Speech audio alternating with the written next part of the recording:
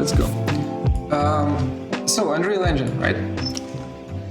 How many of you have actually used Unreal Engine before? I'm just curious. Has anyone used Unreal Engine before? Pascal has? Yeah, a little bit. And Hannah has a little bit. Okay. Okay. So a pretty green group. That's good. I'm also green in terms of Unreal Engine, and I'm going to try my best to kind of go through the most basic things, but I might also struggle because it's a big boy. It's hard to kind of get the grasp of it super fast. So when you start the program, Unreal Engine, you are greeted with this kind of screen. It kind of gives you your recent projects. So as you can see, I have a bunch of tests here, and then you have like templates for a new project that can be created. So you can create games, film, architecture, like visualizations, interactive visualizations, and like product design visualizations, right? So it's architecture is something large, product design something smaller, right? In our case, we always, at least I always, will use, why is this lagging? Oh no, don't lag. Oh, this is bad. Yeah, this sometimes happens. Wait, I need to do one thing. Just a second. My power draw right now is higher than my cable can manage, so I need a second cable. Wait.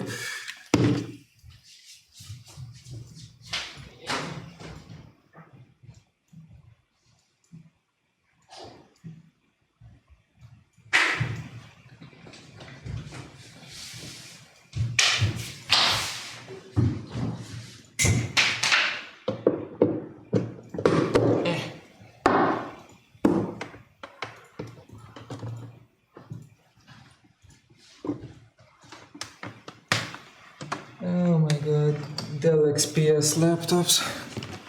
Super fun. Should be fine now. Let's see. No lag. I don't know. Weird laptop. Needs two cables to work properly. Where was I? For instances, for templates. We always use games.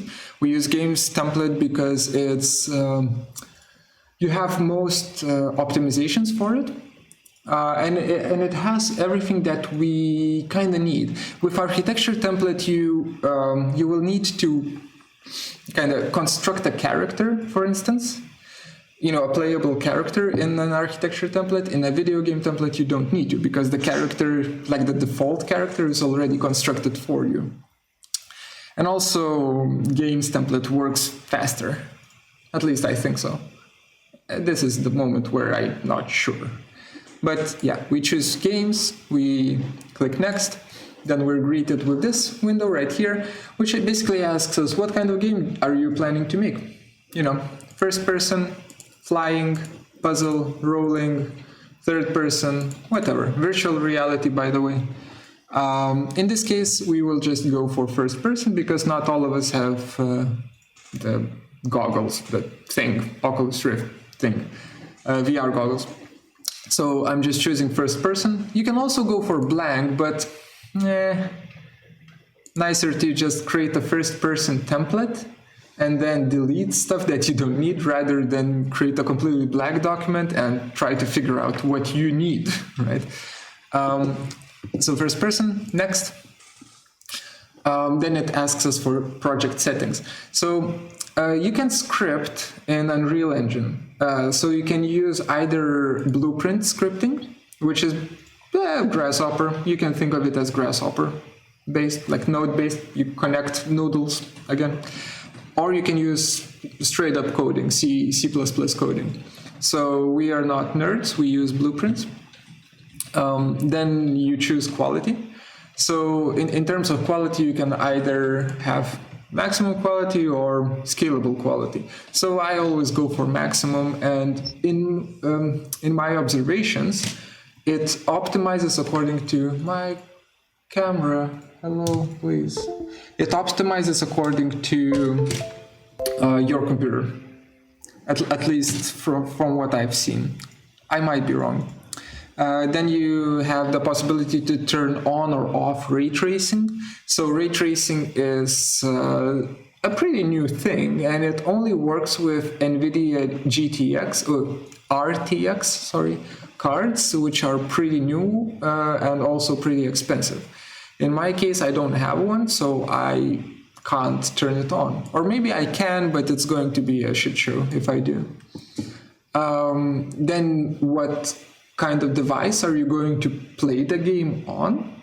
So computer, yes. We are not aiming for mobiles, we are aiming for computers.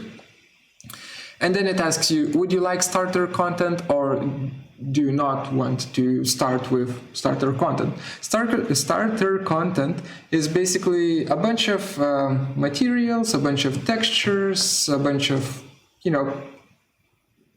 useful little things like small plants, some chairs and whatnot. So I always like to start with starter content, just to have a basic library to choose from. Then we have location, where the project is going to be located. You can choose wherever you want. And you have the name. So I'll call this my first project. I don't think you can have space bars in the spaces in the names, so I'm using dashes. Underscore dashes. I don't know how they're called. So I'll click create project, and it's going to kind of create the project. The way Unreal works is quite similar to InDesign, actually. It references in. So for instance, a 3D model in Rhino, every geometry that you put into Rhino is going to be kind of located within that Rhino file, right? In Unreal Engine, a project is not a single file, but rather a folder with multiple folders inside of that folder and multiple, even more folders inside of that folder, and so on. So it's a nest of folders, right? So this is the first difference. And now I'm lagging again.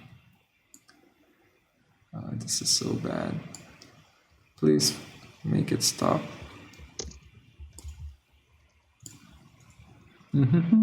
Just a second. And my webcam is bad. I'll just turn off my webcam altogether. Not the Zoom one, the recording one. Okay. So once you've created your project, this is what you're going to see on the screen.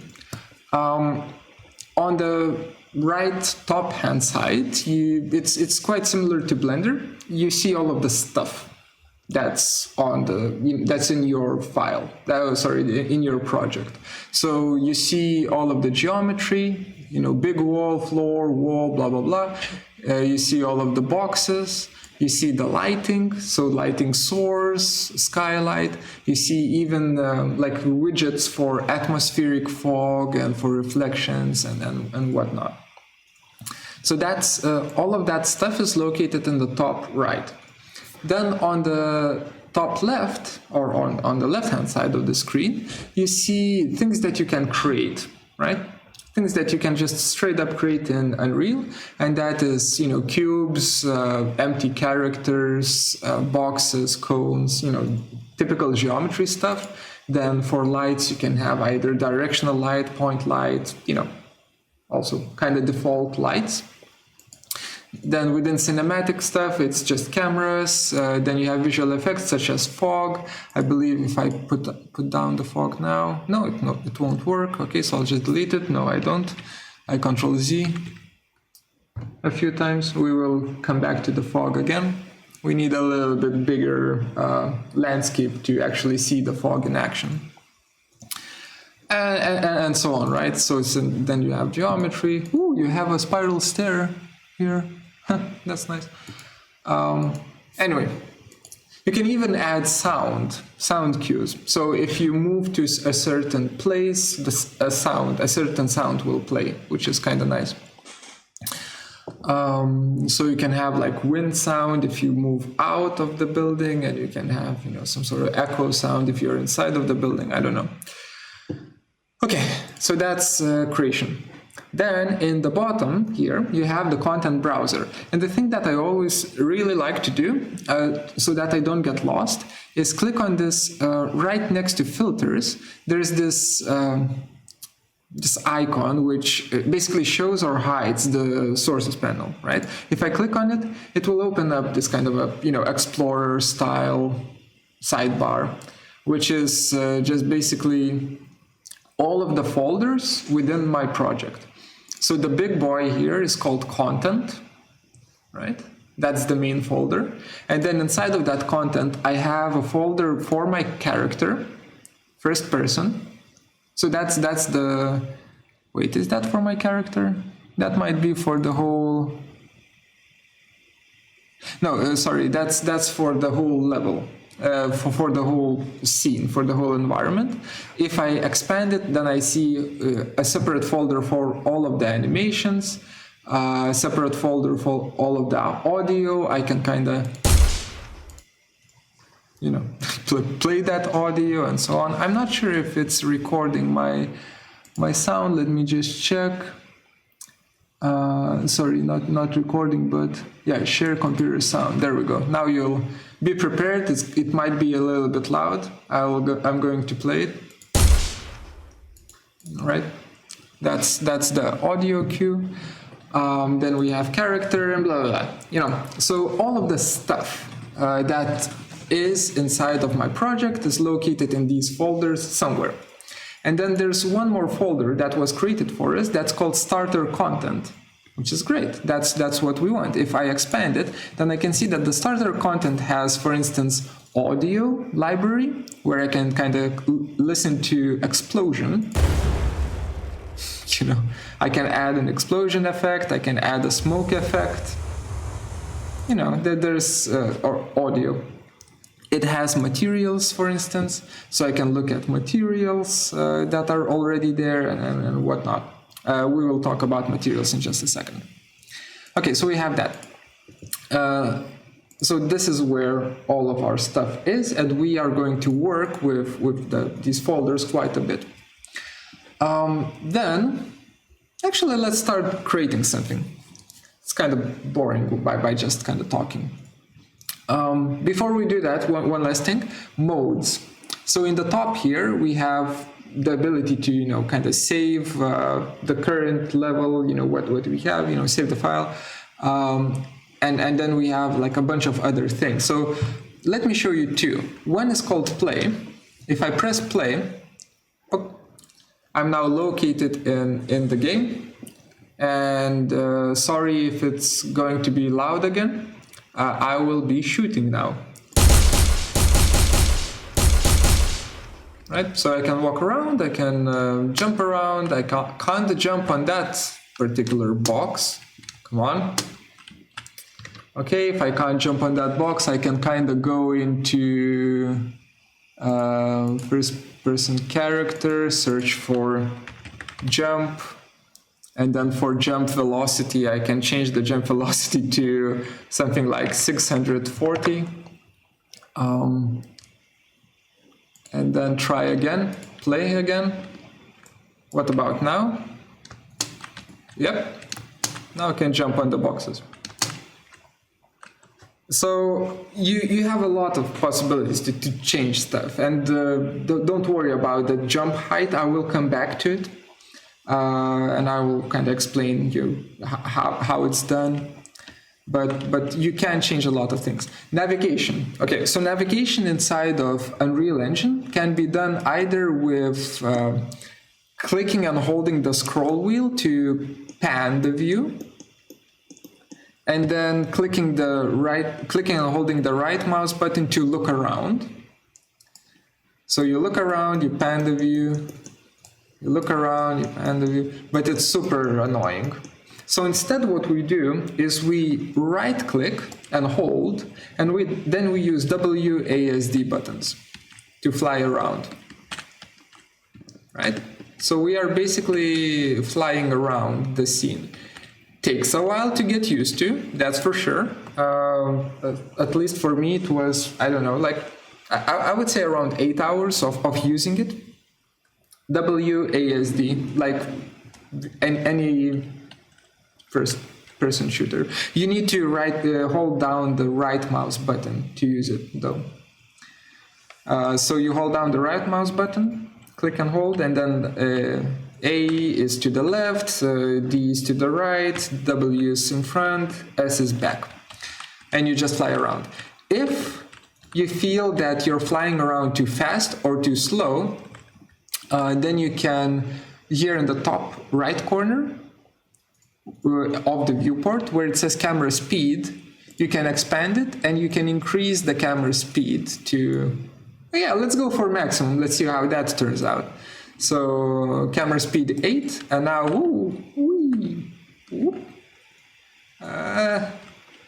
okay. With I need to make it less.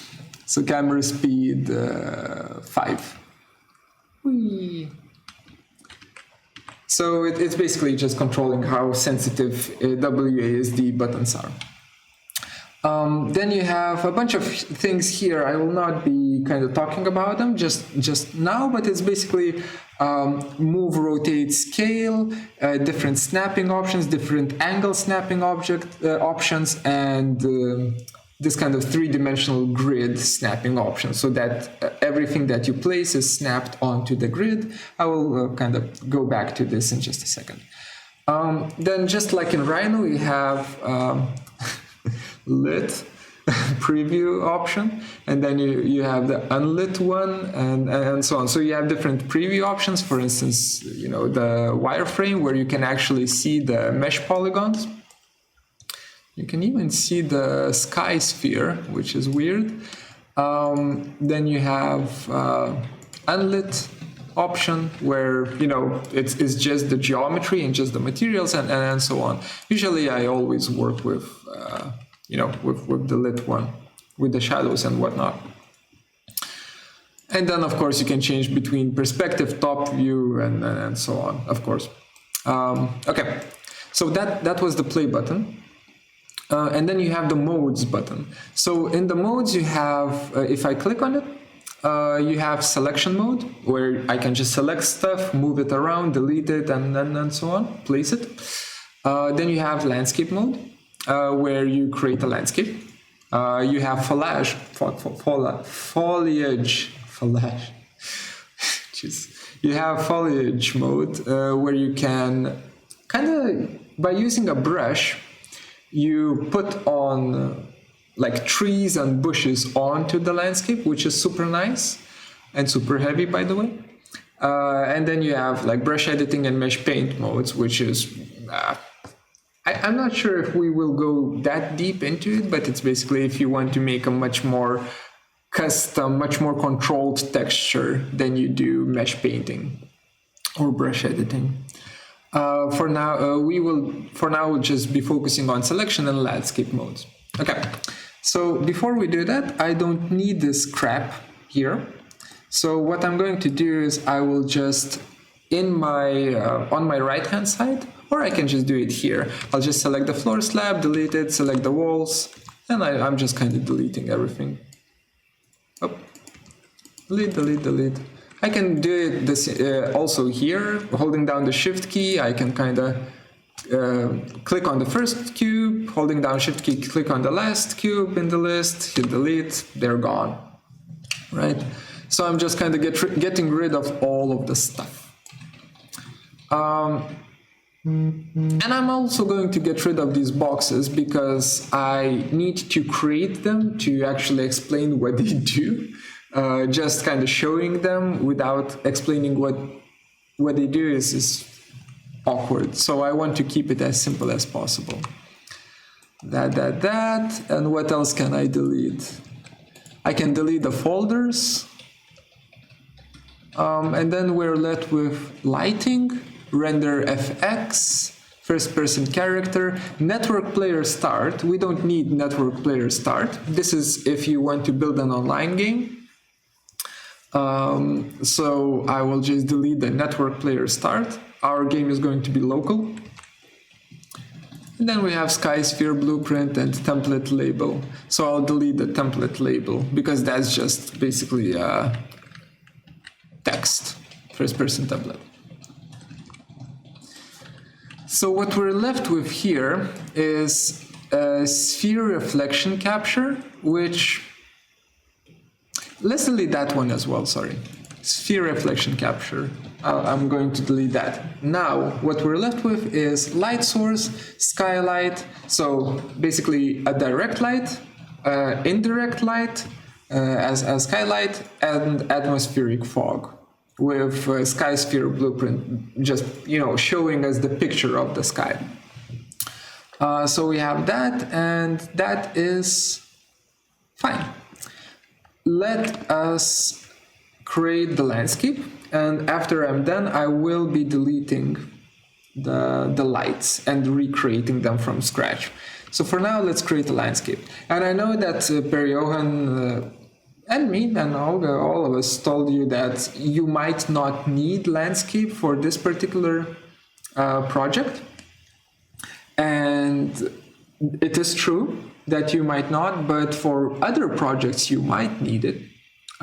So that this is why I'm showing it to you, because as architects we kind of need to deal with landscapes. And also it's a pretty nice tool, so might as well show it. So I'm going to modes, and I will go into landscape mode rather than selection mode. So I'm selecting landscape. Bam. Immediately we are greeted with this large grid. So the spacing of the grid is always 1 meter.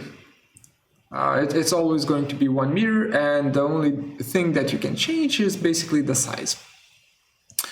I'm not sure why is it always 1 meter. I think it's just some precaution, you know, in terms of not having, you know, a landscape at resolution of every millimeter. But it is what it is. And basically here, once I clicked the create landscape, or once I entered landscape editing mode, I'm greeted with this menu on the right hand side, which basically asks me for landscape material. And for now, I will just have it set to none. That's fine. We will add the material to it later. Then it's asking us for location and for scale and for section size. So I believe I can change the scale of it, right? I can change the scale of it to make it more compact. For instance, if I do scale of, let's say the landscape resolution is at every half a meter, not every meter. So if I do scale of 50 by 50 by 50, like that, then the grid spacing is going to be every half a meter. At least it looks like half a meter. I might be wrong. Super hard to tell. Maybe that's not half, maybe that is indeed. No, the arm is pretty. Oh, by the way, that's our character. Let me. I know I'm running about quite a bit, but that's our character. It's basically just a camera with 2 arms and a gun. We will get rid of the gun later on. So yeah, I think the grid size is now half a meter once we change the scale to 50, meaning that we have more resolution to work with, but at the same time our landscape became smaller. So to increase the size of the landscape, let me make the camera faster. To increase the size of the landscape, do we need to? Maybe we don't need to. But if you wanted to, you could just increase the number of components right here.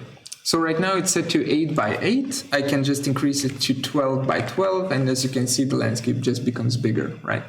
So if I did 50 by 50 by 50, to keep the same size, I can do 16 by 16 components, right? And then I just hit create. Everything else I would suggest as a beginner to keep as standard, to stick to the standard values. So it's just the scale and the number of components that you change. We hit create, and it creates this wonderful, wonderful landscape with a beautiful grid on top of it.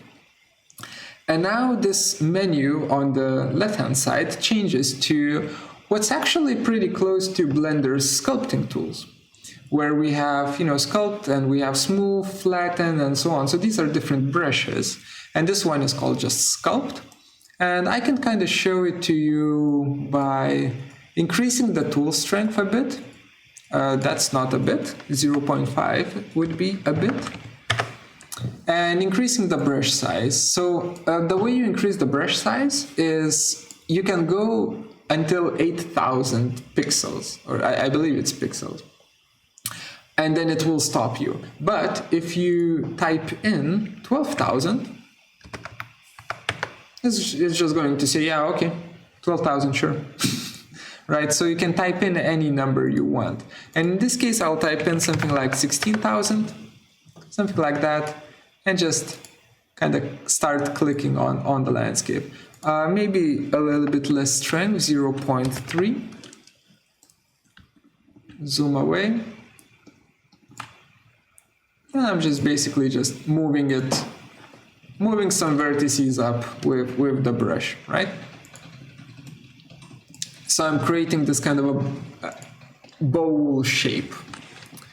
Once I've done blocking in the basic volume, not volume, but basic shape of the mountain surrounding, my little central place, I will actually change the brush size to let's say a half of it, 8,000, and I'll add a little bit more detail and a little bit more variation in the size. You can, by the way, click and drag the mouse. It's just going to kind of build up the volume as it goes, or you can I think I did a boo-boo. Yeah, I did a little bit of a boo-boo there. Or you can just kind of keep clicking instead of click and dragging. Let me increase the camera speed so that I can see better. We need to grow that part and grow that part a bit. Yeah, that's fine. Okay, so you have this kind of a landscape, right? And it's nothing special, it's just a little bit, a blobby mess. You want it to be nicer. So you can either use these tools here. For instance, you can add erosion to the size of the mountains and whatnot, or you can use custom brushes to add texture to the landscape. So I do have custom brushes available, and I will actually, before we begin, let me send it over to you. Send the custom brushes over to you. Where are they? Stuff, 3D resources. I made them, I stole them from the internet and then remade them into brushes that can be used. It's basically a displacement map. These things are basically just displacement maps where white pixels in the image are being moved up, while the black pixels are kind of staying on the same level as they started from. And gray pixels are being moved up, but only by just a portion of the strength. So that's that. Let me just add this to alpha.rar. Oh, for the non-Windows users, you guys really don't like rar files, so I'll just give you a zip instead. And I'll just drag and drop it into the chat. So you'll be able to get it from the chat. Super easy to do. You just now it should be available for you. Super easy to do these brushes. Let me open up one of them just to show. You just kind of imagine how the landscape is going to be like, and always make sure that it never reaches the edge, because if the brush reaches the edge, that means you will have a sharp edge. You click once to create this mountain range, and then on the edge of the brush, it will leave a sharp sharp seam. But if you have a gradient, then there's not going to be a sharp seam, right? So there's a certain fall off at play. Yeah, stuff like this. Super simple stuff.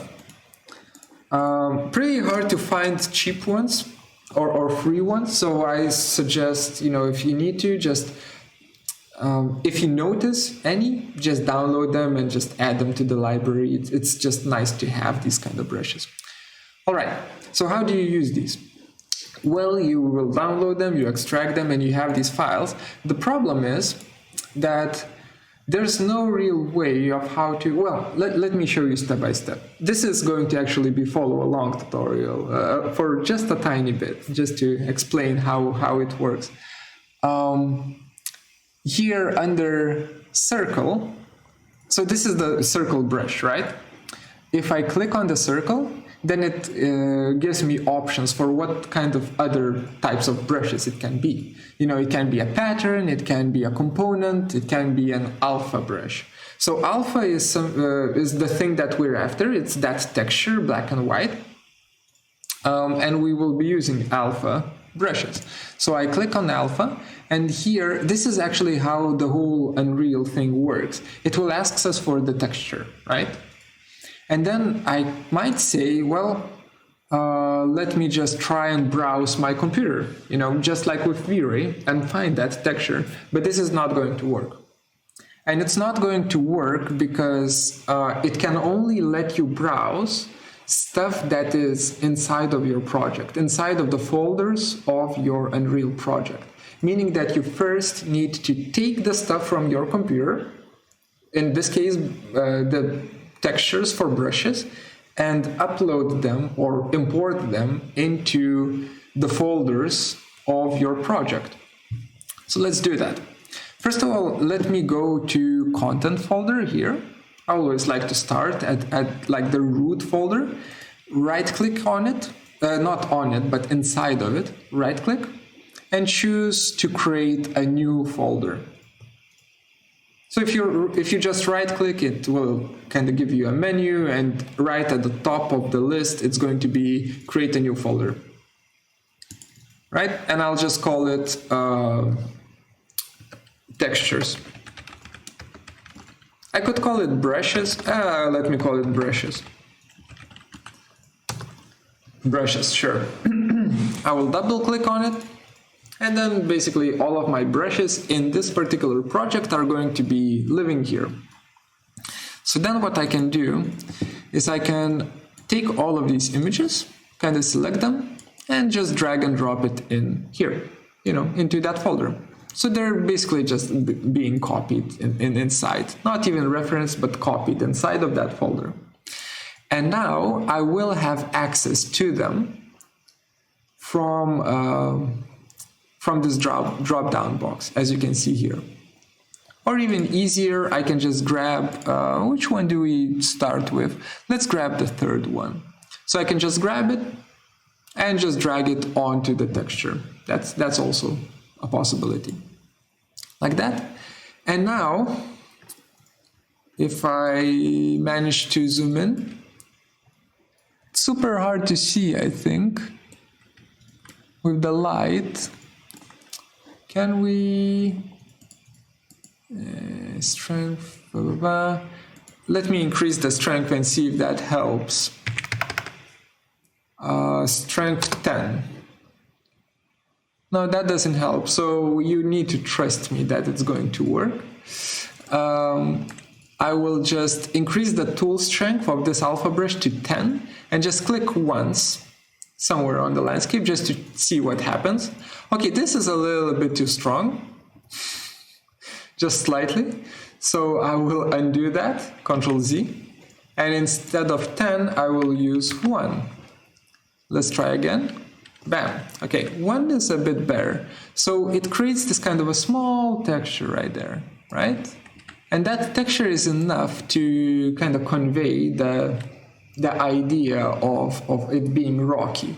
I can increase the tool strength to like 2 to have it a little bit more, more active. And I can start stacking them one on top of the other, like that.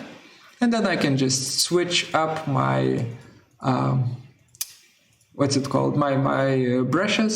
So I'm just dragged and dropped in texture 2, and I can increase the brush size to, let's say, 16,000 again, to a really big brush, and slap it on top of here, like that, right? And maybe also here, like that. So slowly but surely we're creating freaking Mordor. That's usually what happens when you do a little bit too much of the strength for these kind of brushes. There are some, how do you call it, calmer ones, where it's just basically rock slate, something like that. But those need to be smaller, at least I think so. So let me do 6,000 for those, and just kind of slap it on there, and it's basically just looks like a rock plate, right? Shenanigan.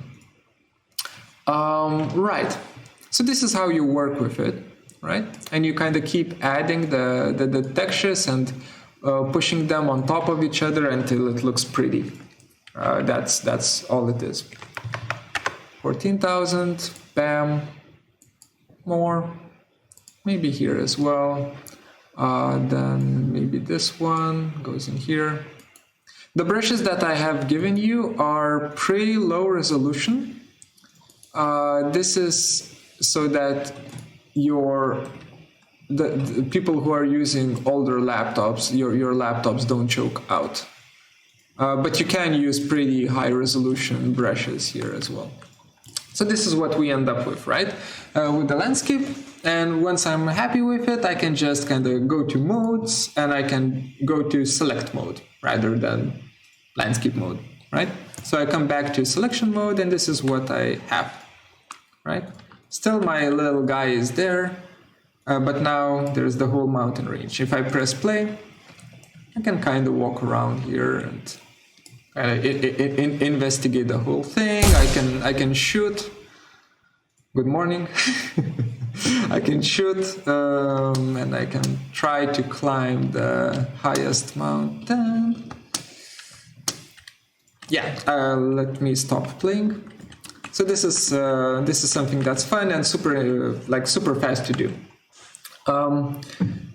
We have 1 hour left of this tutorial, and then we will move on, or rather we will continue on in the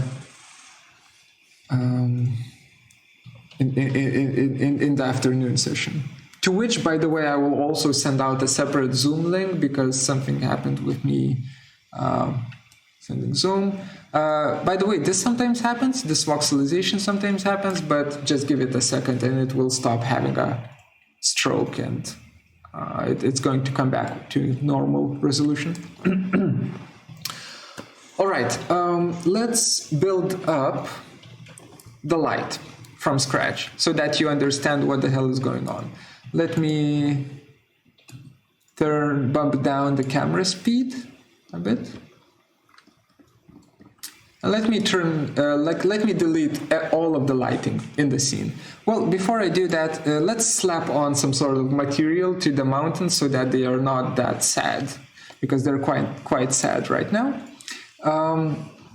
So when I select the landscape here, or just by clicking them on it on the screen, on the right-hand side, wait, left is left. Yeah, on the right-hand side, you can see all of the settings for that particular piece of geometry, or not necessarily geometry, for that particular thing that you have selected. You can see all of its parameters here. So here I can actually change the scale, for instance, of the landscape, and I can just say that actually the scale should be, 10, not 50. So then it becomes much calmer. Or I can see that the scale in Z should be 1,000.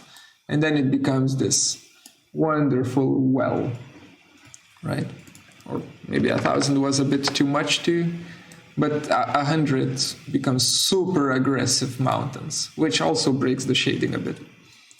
So let's stick to 40 maybe, not 50, but 50. 50, I liked 50. Okay, let's stick to 50. So that's all of the settings are here. And by the way, every time when you see LOD, it's level of detail.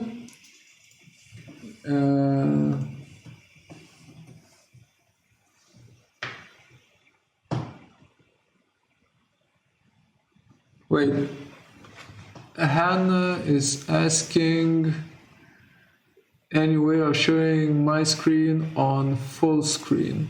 That's on your part, Hannah. You need to kind of set it up so that you see the screen sharing as full screen. Yeah, there you go. Okay, so LOD is level of detail. Level of detail means the further you move away from a thing, the less polygons it has. Level of detail is something that you need to set up, but not for this particular exercise. If you're actually making an actual game, then you do this. If you're not making an actual game, but just kind of doing architectural presentation stuff like we are doing, then you don't need to think about LODs, level of detail. But it's just something that you will see a lot in Unreal Engine, and I'm just explaining what it does. Main thing, landscape material. Right now it's set to none. I don't like that it's set to none. I want it to be a rock texture. So I will go to my starter content folder in my browser, starter content. I will go into materials, and here, out of all of the materials, let me actually scroll it up a bit. Out of all of the materials, I'll find the one that I like. So I'll try basalt. Material-rock-basalt. I'll take it and I'll drag it into landscape material setting. I don't know how to call it. Input. Yeah, landscape material input bar here. Like that. And now it's going to be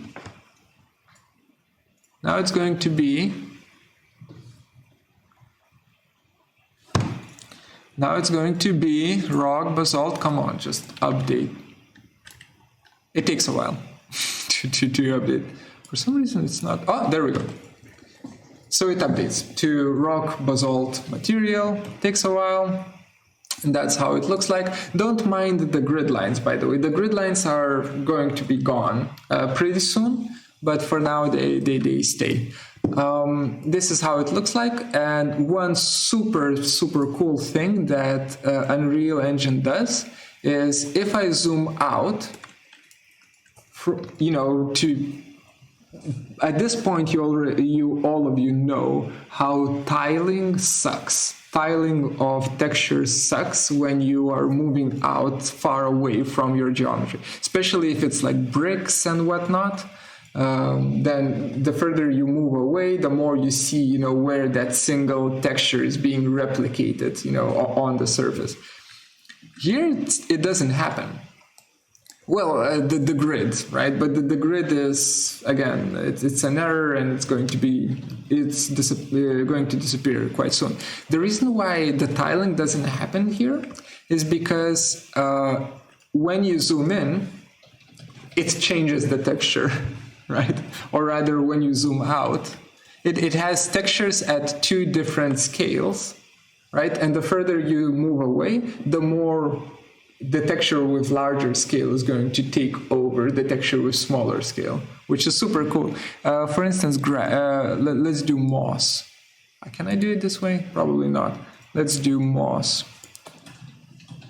Like that. See? Really large moss texture, but then I slowly zoom in, and then it seamlessly changes into this kind of super small moss texture. This is like magic for me. I wish they did this in V-Ray. But maybe they did. Maybe I just don't know how to do it. Anyway, so that's that. Let's keep it as moss. It's kind of cozy. Let's work with the light now, and then I will show you how to import stuff as well. So light, let me zoom into my central part. Light, we have sky sphere blueprint, which if I just select it and I delete it, the sky is gone, the clouds are gone, yay. Then we have landscape gizmo active actor. Okay, I will not be messing around with that because it has landscape, name landscape on it, so that means it's probably has something to do with landscape. There's atmospheric fog. Yeah, that's gone. I select it, I delete it. Right, so now my sky is black completely. Then we have skylight, which is basically indirect lights, right? Like bounced light.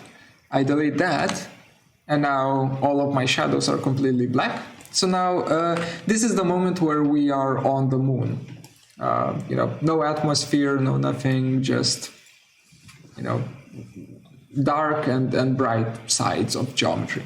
And then we have light source. I will delete that as well. That's our directional light. And as I did that, you can see that, well, technically you should see black screen, but you don't. If you wait a bit, hello? Why is it gone now? Oh, doesn't matter. Oh, there it is. Yeah, there we go. There's one rectangle that's slowly going to get lit. And the reason why it's doing that is because the light here in this small box, in this small rectangle around my character, was pre-calculated before, right? And the computer kind of remembers, or rather Unreal Engine kind of remembers that, oh, there used to be light here, and I remember how the light was bouncing and so on. So it is still showing residues of light. If I were to click on build lighting option here, this thing would be gone because it would be recalculated. But for now, just ignore the fact that there is a rectangle that's shining light, even though we don't have any lights here. Right? Okay. Even where the boxes were, it has the shadows. Anyway, let's start rebuilding the light. So I will go to lights, of course, and I'll grab directional light, and all I need to do, you need to be, by the way, in the selection mode, I assume you are.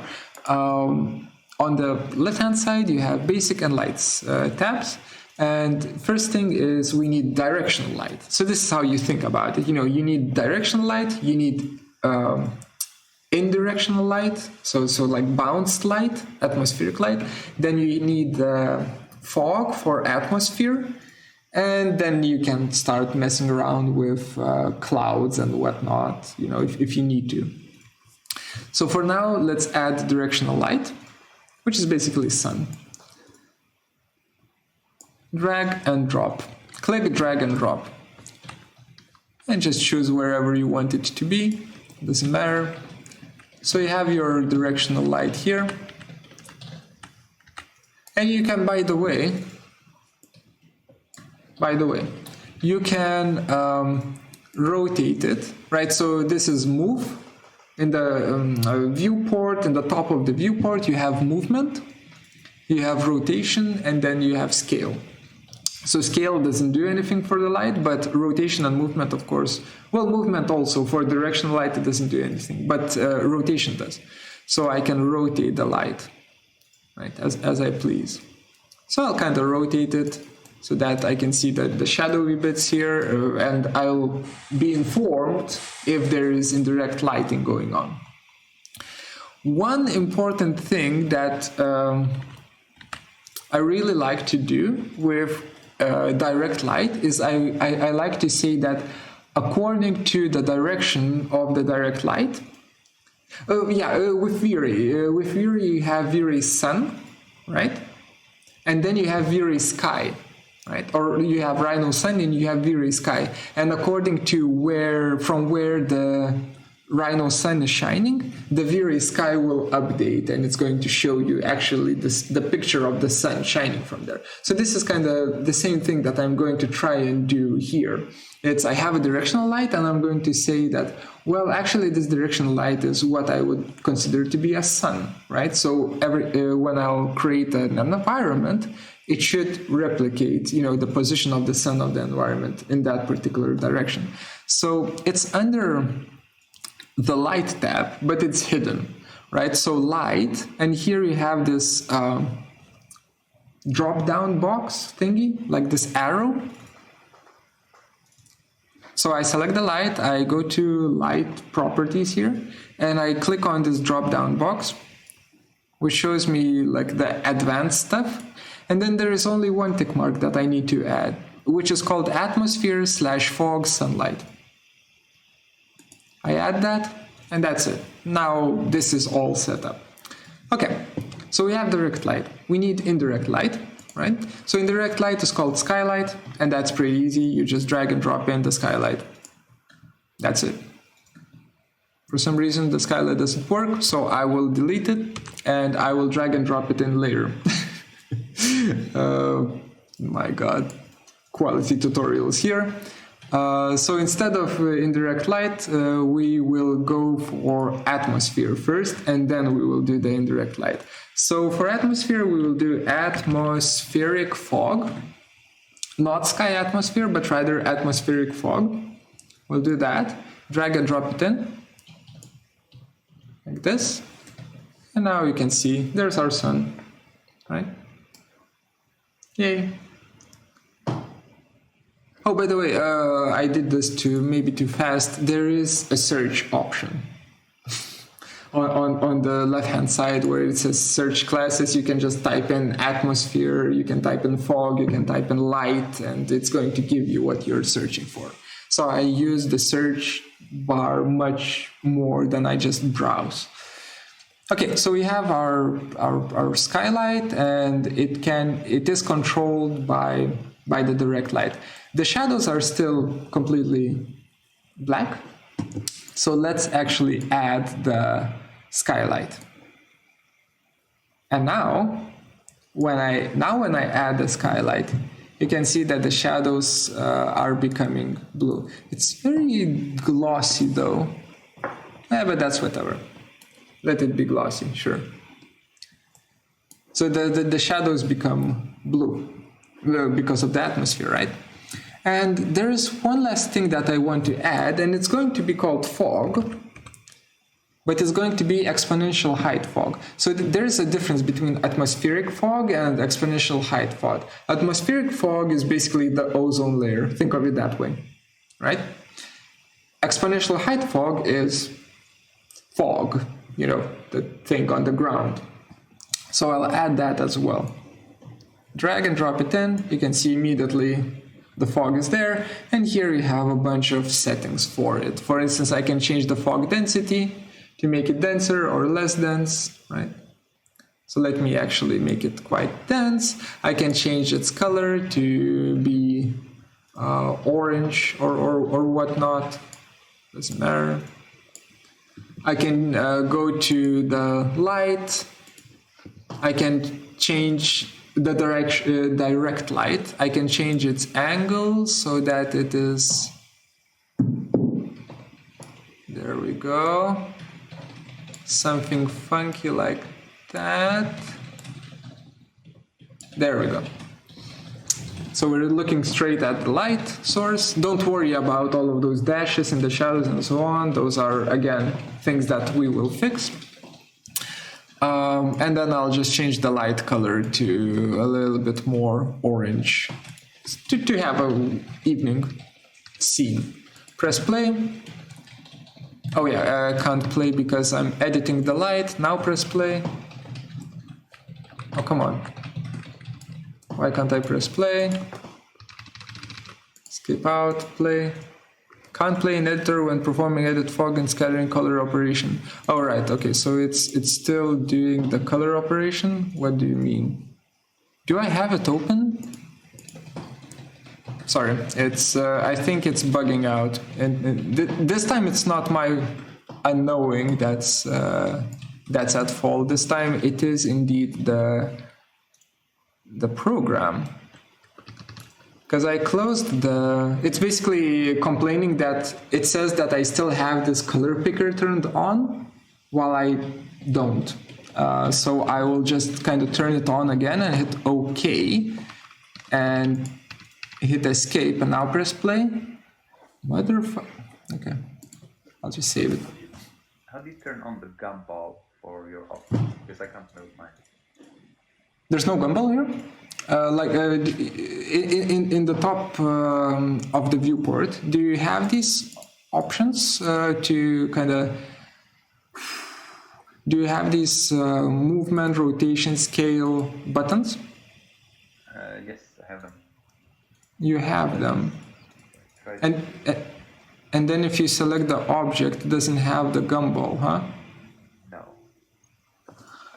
Or maybe I'm having trouble selecting anything except the landscape, really. Okay. That's... what about on the right-hand side menu? Are you able to select anything there? Yes. And does it give you a gumball when you select it? No. I will need to take a look at that, because I don't know. Sounds weird. Mac or PC, by the way? PC. PC. I don't know. I'll need to take a look at it. Thankfully, right now there's no need to move things around too much. Well, my character is stuck under the ground, so... You can select the character, your first-person character, Yes. and then under the right-hand side here, you can type in, for location, you can type in the Z coordinate.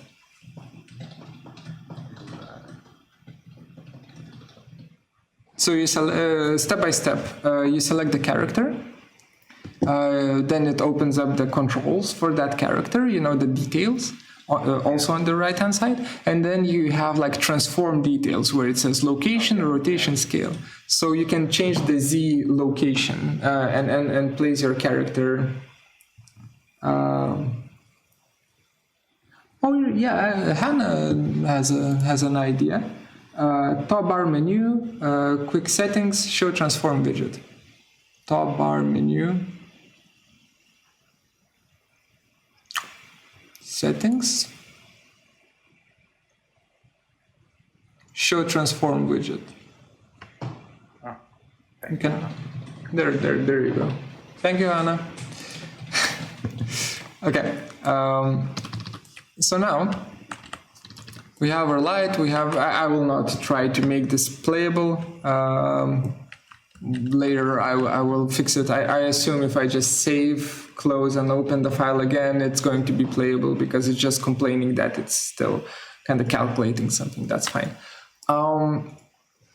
We have the light built up, and as basic light, I think this is fine. And we still have 40 minutes left, so let me kind of go on with the final step of this particular tutorial. And then as an additional resource, I will add how to create a material. As an additional resource in the afternoon session, I will add on how to create a material that is reacting to the slope angle of the landscape, for instance. So where you have a high slope, it's going to be rocks. Where you have a low slope, it's going to be moss or grass. So we are going to be doing that later. But for now, let's look at how we can import Rhino geometry into Unreal. So I will create a new Rhino file, for now, just a very basic one. And I'll first of all change units to centimeters, because that's what Unreal uses. Centimeters, okay, so I'm doing everything in centimeters. And I will just create a box. Yeah, I know, not exciting, sorry. 3 meters, so 300 by 300 by 300. a box of 3 meters by 3 meters by 3 meters. Change to shaded view, so we have our box. I'll make a copy of that box. I'll make a copy of that box.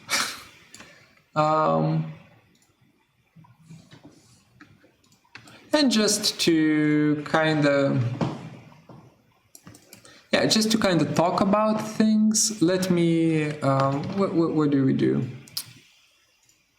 Let me just create a curve, any kind of a curve,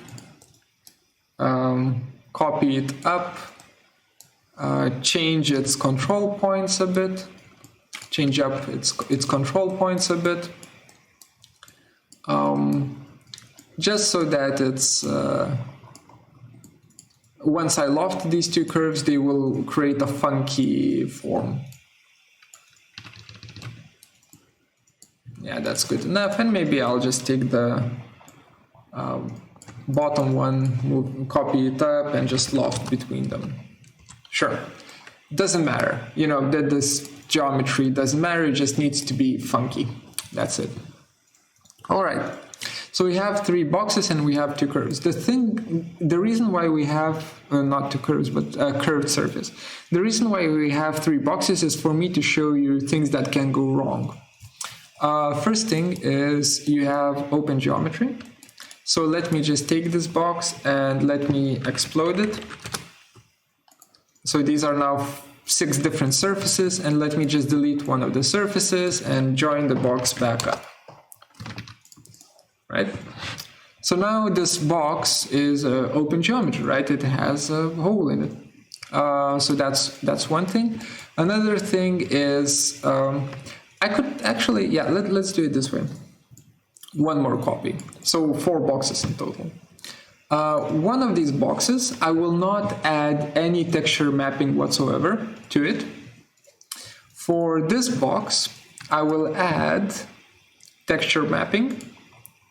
And I'll, of course, use box mapping, enter, enter, enter. And I'll just, as I'm using box mapping, I'll just say XYZ size for this bad boy should be, let's say, 1 meter by 1 meter by 1 meter, something like that. And I'll do the same thing here. I'll add a box map to this one, but this one is going to be 10 centimeters, 10 centimeters, 10 centimeters, right? So technically the texture on this box should be 10 times bigger than the texture on this box by default. While this one should completely mess up the textures because it doesn't have any texture mapping attached to it. But we'll see. We'll see if that's the case. And then this one, we'll see how it behaves, you know, if it's an open geometry. Same thing for this one. Oh, maybe for this one, let's do offset SRF. Offset surface, solid yes, distance, I have no idea. 5 centimeters seems fine, just to give it a little bit of thickness, so that this one is not, so that this one does not break. And also one last thing, one last copy of this. This one doesn't have any texture mapping, and for this one I will also use box mapping because I'm lazy, and I'll use the same 1 meter by 1 meter by 1 meter. Oh, come on. Box map. Okay. So let's talk. How do you get this into Unreal? It's not drag and drop. That's not gonna work. But instead you just save your Rhino file. Save as. And let me call geometry testing. Hit save. That's done. We have a Rhino file. Then in Unreal, I'll go to content folder as per usual. And I'll create a new, or I don't even need to create a new folder because there's already a geometry folder in my content root. So this geometry folder, my file is going to be located in here. My Rhino file is going to be located in here. Okay. How do we get it in? Well, we need we need a plugin, first of all, and that plugin ships together with Unreal, which is great. You don't need to install anything at all, but you need to run that plugin, right? Oh, Leonard is online. Jesus. You need to run that plugin. So you go to settings and you go to plugins, right? Here, settings, plugins, like that. And you expand and you search for CAD. Datasmith CAD importer. Because everything that Rhino produces is CAD, models. And as you can see here, it's disabled, so I just tick mark enabled. It's going to give me a message that, oh, this isn't beta, beta version, blah, blah, blah. We don't care, we say yes. And it's going to say Unreal Editor must be restarted to actually run the plugin. So we click on restart now. It's going to ask us to save the content. We save. It's going to save. It's going to restart, and it's going to work. So let's wait. Oh, by the way, it's going to load up quite fast.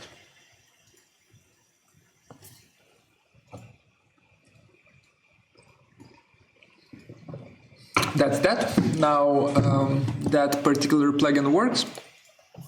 As you can see here, now we have a new button that's called Datasmith. I can click on that button in the top. I can go to, I believe it's in my desktop. Yes, desktop geometry testing, my Rhino file, and I hit open. And it's going to ask me, where do I want to, in which folder do I want to place it in my project? So I'm going to choose geometry folder, hit OK. And then it's going to ask me, okay, cool. What kind of stuff do you want to get from the Rhino file? Yes, Leonard, I'm recording. Welcome to our little meeting. So it asks us, would you like geometry, materials, lights, blah, blah, blah, blah, blah. We don't need animations. We don't need cameras. We don't need lights. We actually don't need materials and textures because we didn't add any. We did work with material tiling, but that's not the same thing as creating materials, right? So we didn't add any materials to our geometry, so I'm unticking that as well. And then here you have also a few settings which asks you, okay, so if you have NURBS geometry, of course, Unreal will convert it to mesh geometry. That's for sure. So it's basically asking, what's the resolution? 0.2 centimeters, like 2 millimeters resolution is fine. And you say, yes, it's actually, maybe it's a little bit too big for an architectural scale, but let's just call it fine. 0.2 is okay. I'll just hit import, wait for it for a bit, bam, imported. And it's in the ground. So I will, in the content browser, is it called content? No, it's called World Outliner. Different programs, different names. So basically on the right hand side, I will just select all of my stuff that I've just imported with the shift key from first to last. I'll just move it up. Good enough. A little bit still syncing a little bit, but don't care. So, and then I'll investigate it. So first of all, you can see that the materials, they are not reacting. Well, at least the default material is not reacting, which is strange. I assumed it's going to be reacting. This is me learning as well. And also that single box that wasn't closed, the geometry that wasn't closed, is behaving super weird. So it's fine from here, but if I try to look at the inside of it, it's gone. It's not gone here, but it's gone here, right? If I try to play, there's my box. It's weird, right? Oh, and by the way, I can kind of just, right now I can just walk through them. That's also something that you don't want to happen, right? Especially with, your levels. Right, so let's begin by let's begin by getting rid of the broken box. This was just for me to show you that it does need to be closed to work. It is going to work to a certain extent, by the way, right?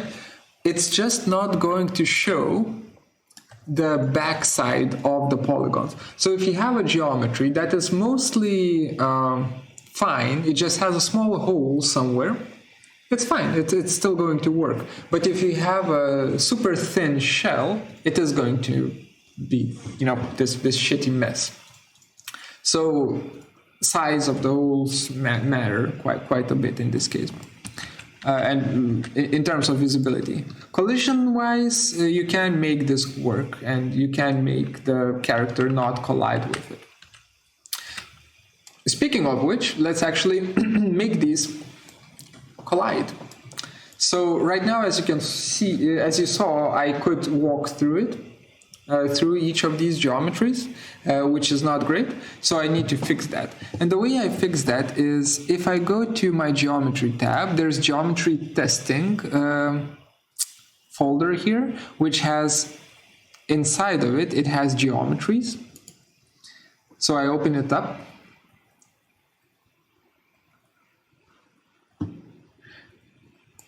The invisible surface isn't that because the face is facing the wrong direction, Rhino. Well, when you have infinitely thin face, a single face, it can face either outwards or inwards, right? It can be either flipped back or forth. So even if the faces were, come on, camera a little bit too fast, just a second. Even if the faces were flipped to another direction, then we would have problems looking at the box from the other side, right? So there's no, we would still have problems, basically. Right, so collisions. I found where my geometries are, and they were under geometry testing, which is my Rhino file name, and geometries, which all of them are here, and they are separate entities. So if I double click on them, it will open up this kind of separate menu. And actually it is indeed a separate window, right? That's being opened up. It's just becoming maximized. So don't be scared that you're closing the other window. So I've just opened up this wall here. And here it does have quite a few things that you can change about the geometry, and you can change the way it's shaded and blah, blah, blah, blah. But the thing that we need here is called complex collisions. We need to use complex collisions, and I can show you what's the difference. So simple collision, it doesn't even show me. Complex collision is this. Yeah, of course it doesn't show me the simple collision because simple collision is non-existent. Complex collision is this, and this is basically all of the polygons that are used to calculate whether or not your character is hitting the wall, right? That is complex collision. It uses the polygons of the mesh.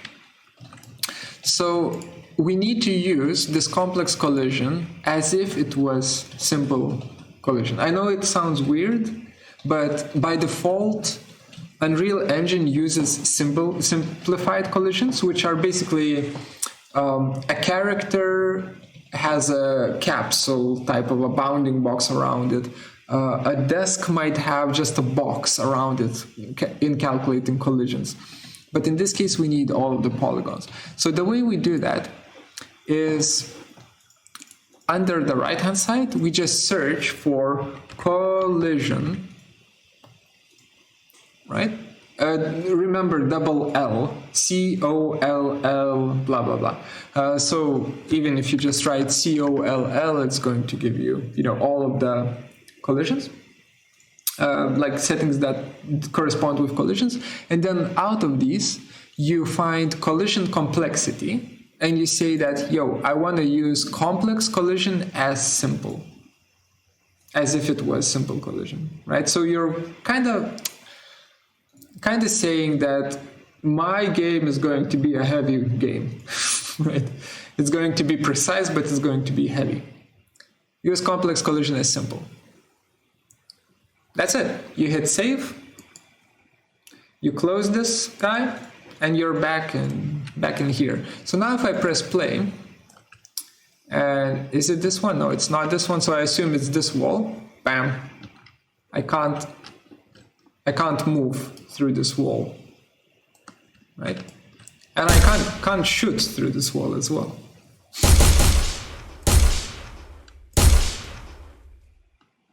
Which is cool.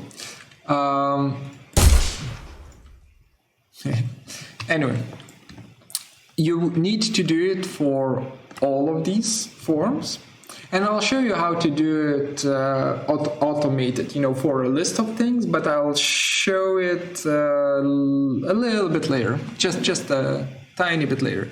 Right now, let's focus on the texture. So I showed you how to add collisions. So it's basically complex collisions as simple. And now for textures, I'm actually super curious about these two, or rather these three. So the left-hand side one doesn't have any texture information imported from Rhino. The middle one has 1 by 1 by 1 meter, texture tiling imported, and the right-hand side one is 10 by 10 by 10 centimeters. Let's see how they behave. I will select the first one.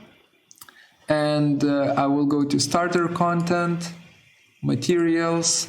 I'll find something that we will definitely notice that it's styling properly. Like, yeah, sure, let's use hex tile. I don't know, some sort of futuristic thing. And just drag it into the material slot for this guy. So this is how it looks like. That looks fine. It actually looks fine, god damn it. And let me drag it, let me select the other one, drag the hex tile here. Okay, good to know. Yeah, absolutely no influence whatsoever. Super, great to know. What about these two forms here? Hex tile? Ooh. And what about you? Hex tile? Okay, so is it me or is this? Wait. No, it is the same thing, isn't it? Yes, it is the same thing. Okay, so experiment done. There is no Rhino texture tiling has no influence apparently over the size of these forms, unless there is one last thing that we can check. And I will, of course, check it because, being pedagogical and whatnot is important. So I'm deleting all of these, right? And I will be going to my geometry tab and just deleting the whole Rhino part, like Rhino file from my content, geometry testing. That's my Rhino stuff from Rhino. I'll be deleting that. Delete. It's going to complain quite a bit. I will just say force delete. Don't care. Hope that it doesn't break. It didn't break. That's great. And then I'll go to Datasmith. Choose geometry testing again. Hit open. Same folder, sure, hit OK. But this time I'll choose materials and textures. And I want to see if it's going to actually change the way the tiling behaves if I also import materials and textures. Hit import. Wait a bit. Kind of imports the same way. And now let's just quickly check. Materials. Where's my hex tile? There we go. So this bad boy here. Okay, no, absolutely no influence whatsoever. Good to know. Strange though, but good to know. Okay. And what about you? Yeah, you're also whatever. Okay, so I will just delete them from the scene. Don't need to see them anymore. Yes, to all. Okay, one last thing before we finish up, and that is actually importing your files, right? Your 3D models and testing them out. So to do that, you first open them up in Rhino and you make sure that everything is kind of clean and in the correct place, in the correct position, and so on. So let me do that first. Yeah, there we go. That's my small Rhino aggregate thingy. It's located somewhere close to 000 coordinates, and it is in centimeters. And it is 500 by 500 by 500. Like every element is, you know, the correct scale. And I'm trying to use WASD buttons to navigate Rhino. So it's same thing as what you will see on your files. All of these are meshes, and there's 177 of them. So there's a lot of meshes and a lot of complexity here. And there are quite a few broken places here and there, and quite a few like problematic areas. But let me just import it either way. So this is already cleaned up, because I don't have anything else inside of my file. There are no points, there are nothing, there's just meshes, and it needs to be that. Or else you will be importing a bunch of, you know, curves into Unreal, which is not ideal. So that's called test model, and it's actually 166 megabytes big. Okay, let me go back to content browser. Let me go to Datasmith. It's the same procedure, right? Datasmith, choose test model, hit open. It's going to be in the geometry tab. Hit OK. We import geometry, we do not import materials. We hit import. We wait. It's a big file, so it's going to take a little bit of time to, you know, to import 166 megabytes of meshes. It's amazing how, you know, I can record, well, how. And as I say that I can record, I notice how my camera is super lagging right now. Like, at least on my screen. Anyway, gets imported. Yay. Super nice. I will select all of them. So I can just do, wait, can I do that? Test model? No, I can't. I need to, holding down the shift key, I need to select all of these forms in the browser and move them to the left a bit maybe, and move them up a bit, just so that I can see where, let me move away and place it down.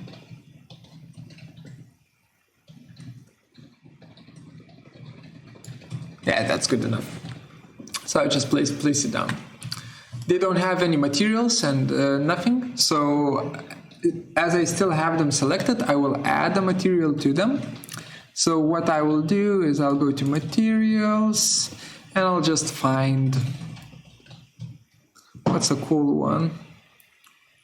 Concrete. Yeah, let's just use concrete tiles, whatever. Concrete tiles. It's not a cool one, but whatever. As you can see, the material gets added. Looks pretty fine. I believe it's going to look not that fine. Oh, it actually looks okay. Preview. Okay, anyway, looks okay. Looks fine. So we have that going on. Then I'll escape to unselect. And now we need to deal with the collisions, right? Because I could press play and I could go, you know, knock knock, hello, and kind of walk around here. But, you know, it kind of sucks that I can't I can't climb this, right? There's collisions, so I need to add collisions. Is that a broken connection? No, okay. What? No, that's fine. Okay, so adding collisions. I could go to every single element and add collisions to it, but that will take way too long. So instead, I will go to, in my content browser, I will go to test model geometries. So this is where every single element is located. And holding down the shift key, I'll select the first one and the last one, right? So I select all of them, basically. Right click on them. And there's a really nifty tool which is called Asset Actions Bulk Edit. Basically like mass edit, right? I click that. Opens up this bad boy here, this list with all of my meshes. And here I also type in collisions. In the search, I type in collision because that's what I want to edit. Double L, don't forget, double L. And here I just need to find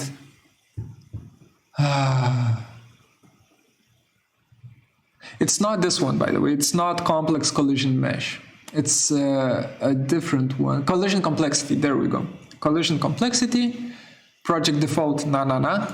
Instead, we use complex collision as simple. Like that. We wait. We wait. Oh yeah, it's good. I forgot. We wait. We will wait a little bit. It's gonna take a little bit of time to go through all of these meshes and kind of calculate, not calculate, but overwrite the collision calculations for them. And this is going to be the last thing that I will teach you for now. Well, I will kind of show you how to investigate the spaces and whatnot.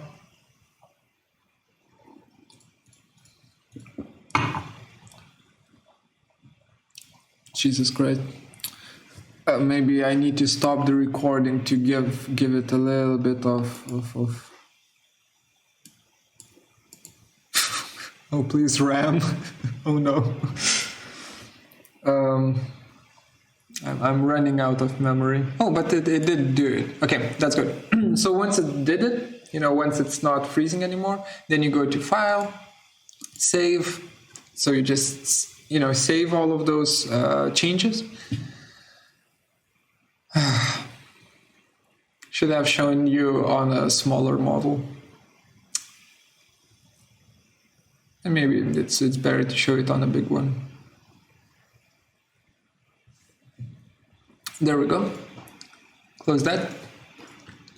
So now technically there should be collisions. Let me test it out. Boom. Yes, there are. I can't get in, right? Which is a problem. I can't get in. So let me do a little bit, like one thing that's a little bit cheating, and I will take my character and I will move him up some more to the left. There we go. Oh, that's bad. To the right, or rather now to the left. Like that. Seems good.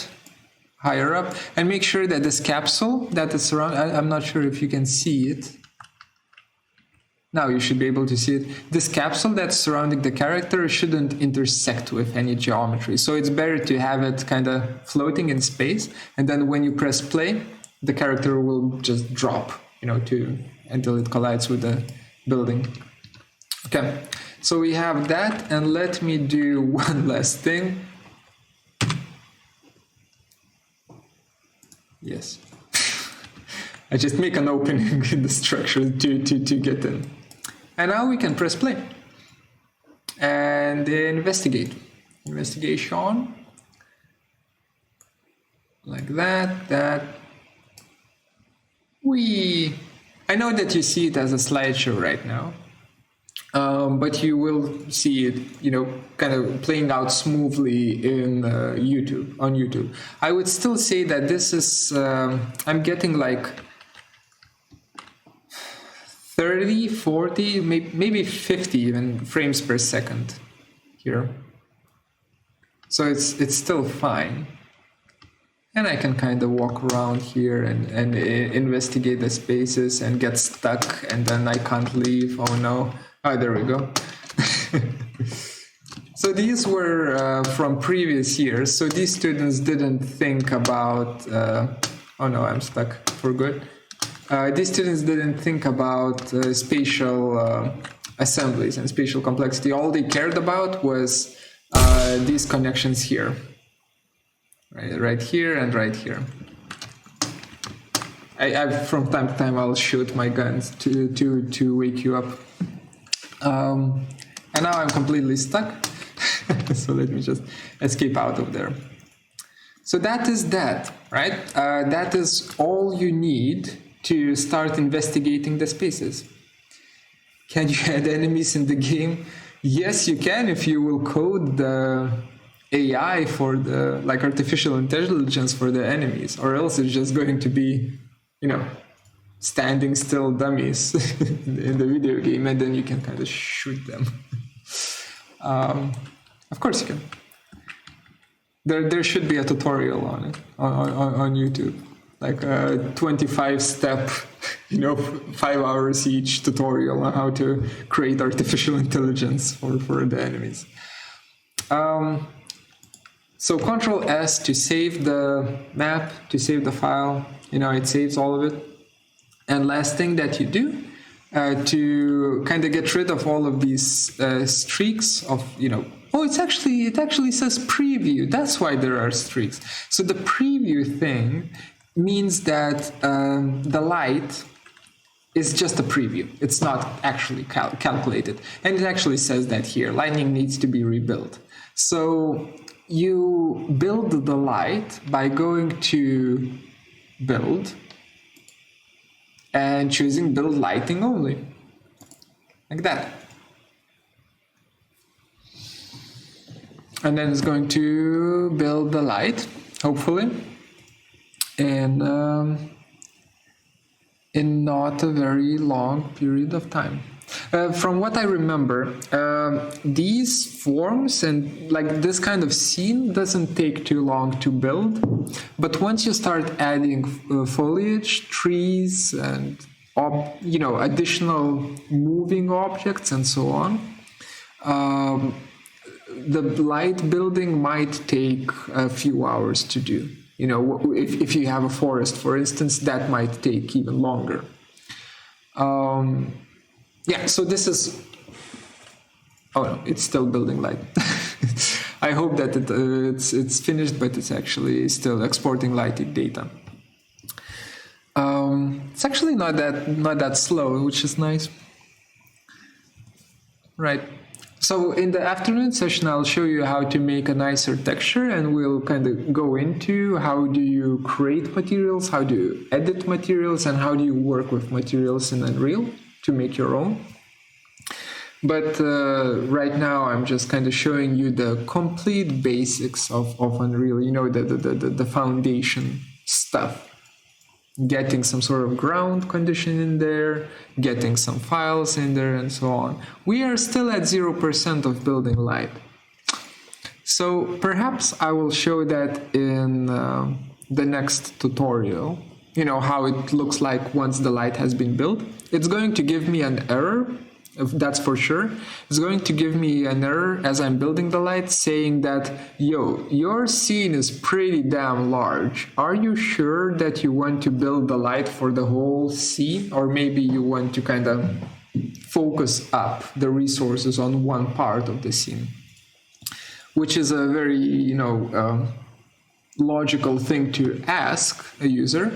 But for now, we are just saying, no, everything is important. The background is important. The structure is important. Everything is important. We will kind of optimize it later on. For now, we just need to have it running at a decent frame rate. So let me cancel the light building. There we go. That's the error. No importance volume found, and the scene is too large. Is so large that the automatically synthesized volume will not yield good results. Basically, you need to choose, or if you don't, then everything will look shitty. That's fine. That's fine if it looks shitty. Right. Before we end, do you have any questions? And let me stop the recording. Right. We'll start recording again. Okay. And we will do our landscape texture. So, as I mentioned before, the texture.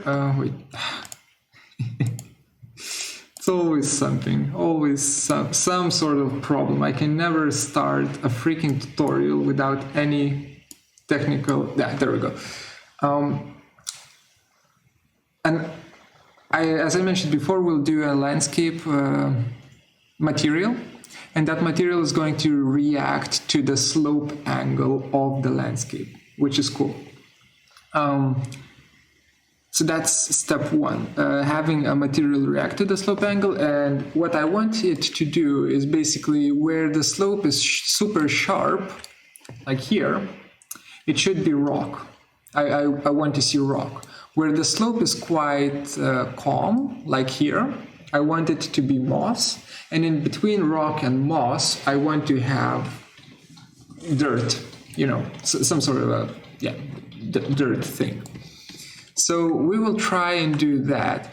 Maybe for this tutorial, I'll just do rock and moss, and then we can polish it with dirt later on, just to save some time.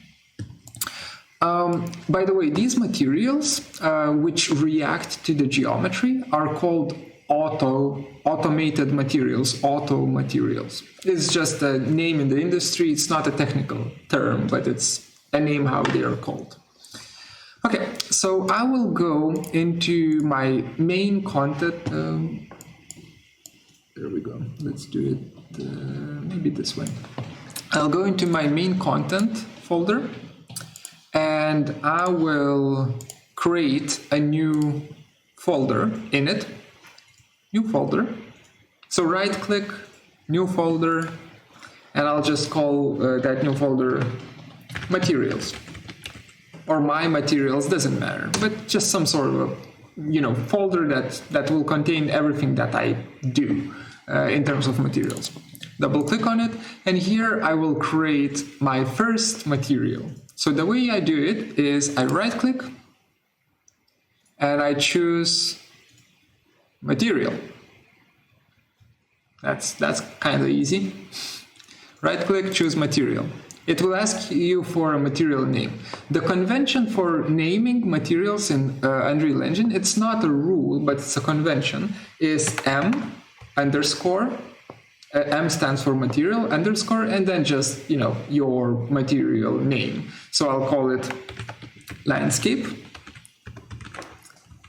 And then there is a difference between a master material and instance material. So right now what we're going to create is we're going to create a master material. So M underscore landscape underscore master. And just click anywhere else out. So now we have M landscape master material set up here. Great. This material is basically a Grasshopper definition. You can think of it as a Grasshopper script. Inside, if I were to double click it now, it would have a bunch of wires. I will not be doing that, but it's basically a Grasshopper definition that drives how that material is going to look like, right? The thing is that in Grasshopper definitions, you have sliders, right? And what if you want to have two materials? Let's say you have a material that is, and it's called balloon master, right? So it's a material for a balloon. And inside of that material, you have a slider that says if the slider is set to 0, the color is going to be blue of the balloon material. If the slider is set to be 1, the color is going to be red, right? So then the way Unreal Engine works is you have this master balloon material, which is neither blue or red, but rather it can be both. And then you create copies of it or instances of it. And then one copy is going to have the slider set to be 0 for blue, and the other copy is going to have the slider set to 1 for red, right? So from master material, you create instances which can have different variations of the sliders. Yeah, let's call them sliders. This optimizes the processing power quite a bit, because if you have a material, like let's say a balloon material, that can have 50 different colors, right? Just according to the slider, you don't need to create 50 different materials.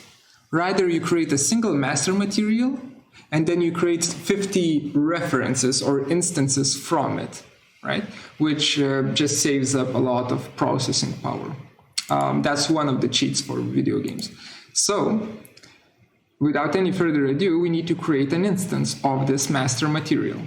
Right-click on it and choose Create Material Instance. Right there.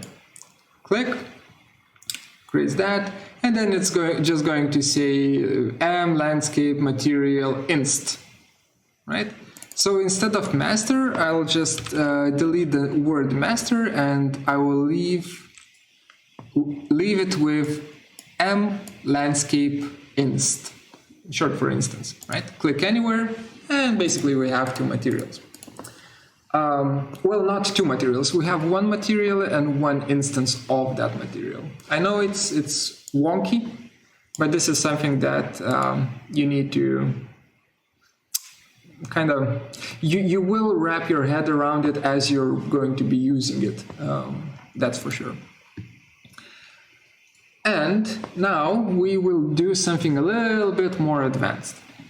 So we will need, inside of our master material, inside of this material, we will need two materials that will be living there, right? One material is going to be moss, and the other material is going to be stone, right? And those two materials will interact according to the slope of the landscape, which becomes a little bit advanced, so to say. So I could create two materials, two more materials, call one material moss and the other one stone, but then I wouldn't have any way on how to take those materials and place them or reference them inside of the landscape material. So instead, what I'm going to do is I'll right-click and I'll go to, instead of just creating a material, I'll go to Materials and Textures tab here, and I'll choose Material Function. This is basically a thing that can be imported into other materials. I don't know if I'll explain it better than this, because it is a kind of hard thing to explain, but it is, it's how it works. So material function. I'll create one, and I'll call it moss, and I'll just Control-C, Control-V, copy-paste, so that I have another one. Oops, don't double-click on it, rather right-click on it and choose Rename, and the second one, the copied one, will be called, I keep forgetting the name, Stone, or Rock, doesn't matter, right? So we have our moss material and we have our stone material. Right now, both of them are black, and I could technically start going into them and start, or actually, let's do that. Let's open up, double click and open up our moss material. Material function, sorry. As you can see, this is a pretty familiar thing, right? Welcome to Grasshopper again. So this is the output result. Nothing goes into it, so it's completely black. And as you can see, if I drag it out, as you can see, it's being previewed as completely black. Okay. So now let me double click on the stone material as well, so that I have it opened up here. It basically just opens up tabs for me.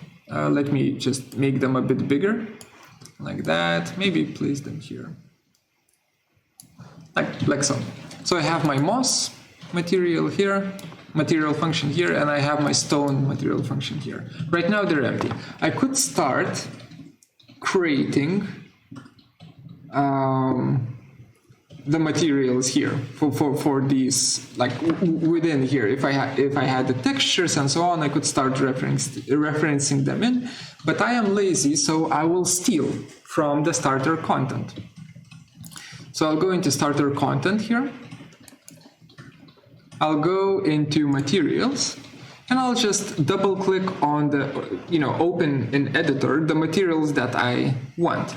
So I can see here ground moss. That's the material that I kind of, looks nice on the landscape. So I'll just double click on that. It will open up ground moss in my editor here. And I'll also find, basalt, sure.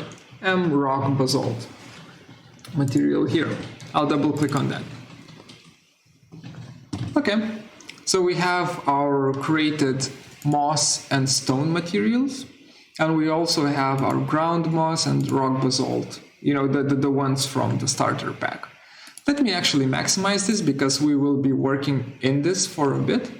This is how the rock basalt material looks like, and this is how ground moss material looks like. Let me break it down really fast for you. Here is the output. And those of you who work with V-Ray already know this. You have base color, you have how metallic it is, how specular it is, you have the roughness map, you have the normal map. These materials do not use bump maps, instead they use normal maps. That's, I guess, the only important thing to note. And normal maps look like this. I'm sure you've seen them, in your careers.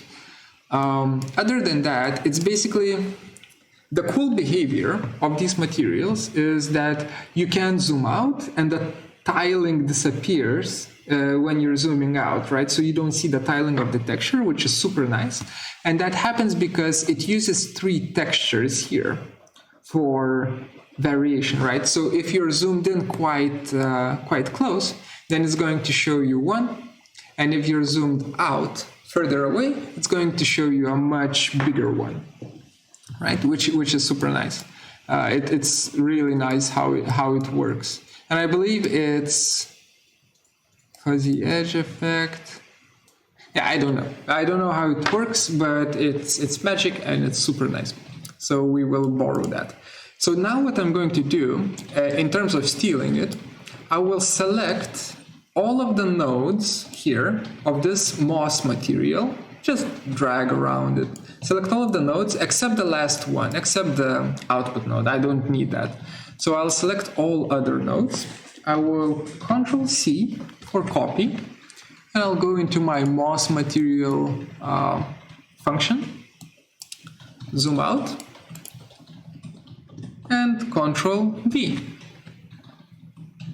Right? So now it belongs to me. The problem is there is a problem that we have, and the problem is that there's one output here. One of my webcams died. Wait, there we go. There is a problem that there is only one output here, or input to the output node here, while here we have our base color, we have our roughness map, and we have our normal map. So what do? Well, we need to make, the tool is called Make Material Attributes, and the way we access it is by clicking on the input of the output result and dragging out a wire from it, like that. And it's going to ask you, okay, what kind of node do you want to create? And the node that we want to create is called make material attributes. This node right here. Bam, that's it. We have our node, and it's basically, now you can give it any kind of attributes you want, right? So that's a shitty thing. Usually I always write these things down, like make material things that I will forget in terms of naming, because they really mess with my head, because I memorized all of the Grasshopper functions and now I need to memorize all of the Unreal functions. Really messes with your head. So instead I choose to just write down these make material attributes and so on, these kind of functions, so that I can check later. And basically now we just connect, right? So I know that this is, the top one is the base color, because we can actually check. The top one goes into the base color. Great. So I will go into my mouse and I'll just connect it like so. Then I know that the roughness map output is connected to the roughness right here, and that normal map is connected to normal right here. For some reason this is not updating, but that's fine, it will eventually. Yeah, there we go. It takes a while for it to update because of the recording. Okay, and then I have my moss texture here done, so now I can save it. So always never forget to save. That's important. We save it, we close it, we're done. Okay, now for the stone, exactly the same thing. So I will do it much faster. I'll just take all of these, copy. I go to my stone material, paste. I drag them out so that they don't intersect. Drag out the wire, make material attributes, like that. That's the base color, that's the roughness, and the bottom one is going to be, every time when you see this kind of blue color, that's the normal, that's for sure the normal map. That's done. Save the stone texture. There we go, it's saved. Wait for it to update. I kind of want to see how it's gonna, yeah, there we go. It updates, so now save, close, and I don't need to close the original ones, so I'll just, no, I don't want to save, and no, I don't want to save. Okay, so now coming back into my content browser, under materials, I can see I have my moss material here, my stone material here, my landscape master material, and my landscape instance material. You'll notice that once landscape master material changes, landscape instance material will also change. Okay, it's time to create our master material. So I will just double click on it. We're back to the Grasshopper thing, like wires and whatnot. And then the only thing that I need to do now to get those two moss and stone materials into here is just select them. So I hold down the Control key and just click on both of them, select them and drag and drop them in. Like that.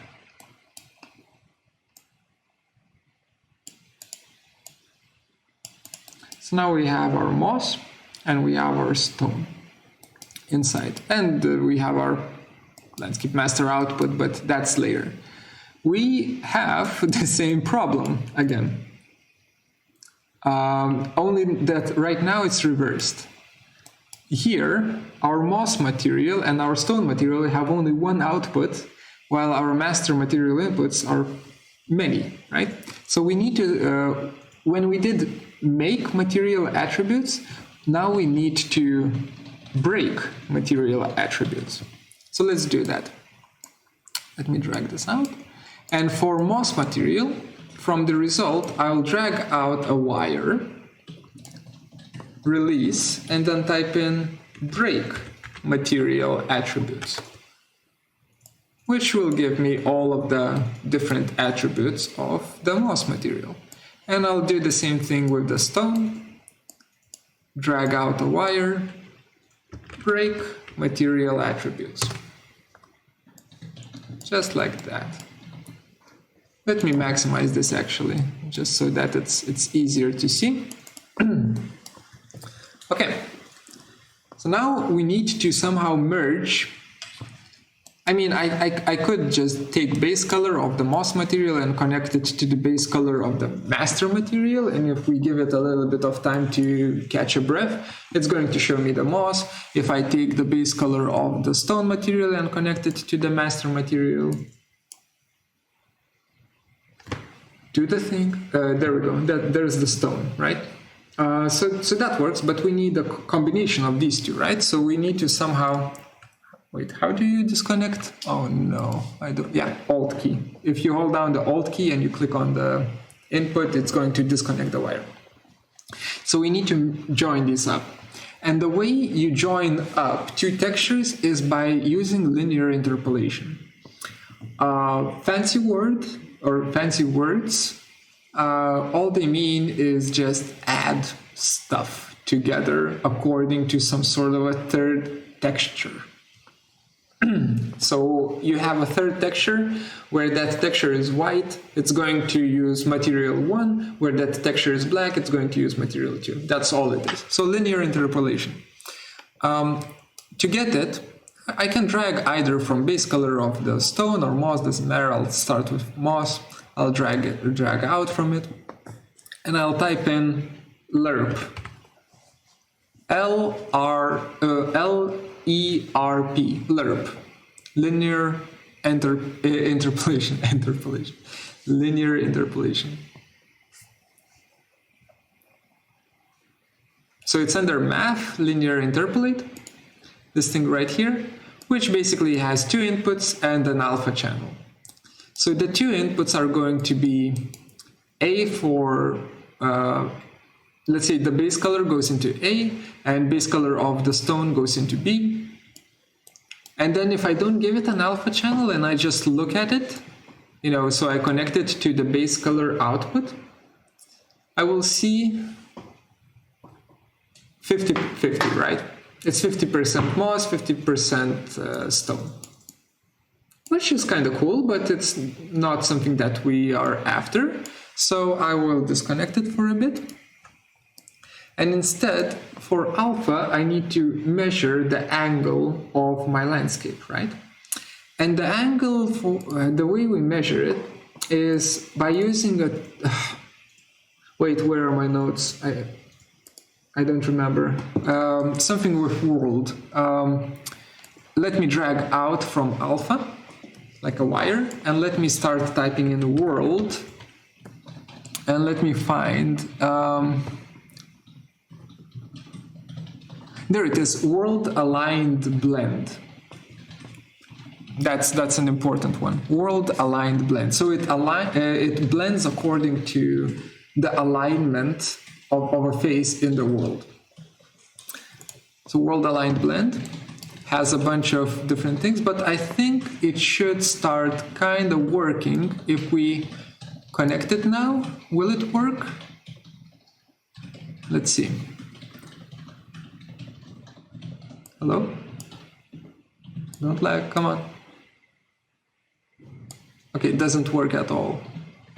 Kinda, maybe. We'll see. There are parameters that we need to change to make this work. So let me actually drag down the world aligned blend somewhere here so that it's not in the way. And I will work with two parameters. One is going to be sharpness. That's how sharp the gradient is going to be when blending between moss and stone, how sharp the seam line is going to be. And the other one is bias. That is going to be how much of it is going to be moss and how much of it is going to be rock or stone. So for sharpness, or actually we need to create a slider. So this is where you will learn how slider is called in Unreal Engine. I will drag out from sharpness, and I'll create a slider that's called scalar. Scalar parameter, or scalar. Scalar, probably, not scalar. Yeah, probably scalar. So scalar parameter. And I'll call it sharpness. There we go. So we have our parameter. If I select it, I can change it right here. Where it says default value, I can give it a value. So let me give it, I wish I remember. I'd remember. I think it's going to be, for sharpness, it should be something quite high. So let's try 30. Let's try 30 for sharpness. Okay, and then for blend, I will also give it a scalar parameter. Scalar parameter. Like that, and call it blending. Like that. And actually, for this value, so right now, when it's 0, you can see that it's right in the middle, right? Half of it is stone and the other half is moss. So first of all, I want the moss to be on the top, not on the bottom. So we'll need to go into negative values. And second of all, I want the moss only to be like in the top portion, like a hat on the sphere. So it will need to be some sort of a bigger number. Let me try -10 and we will calibrate from it. Like, so I'm just kind of guessing at this point. And it's mostly, yeah, most of it is guessing. Okay, cool, good to know. So -10 absolutely doesn't work, so let's try 10. Maybe that will give us moss in the top and not in the bottom. If that will not help, motherfucker. Okay, so let's stick to -10, and instead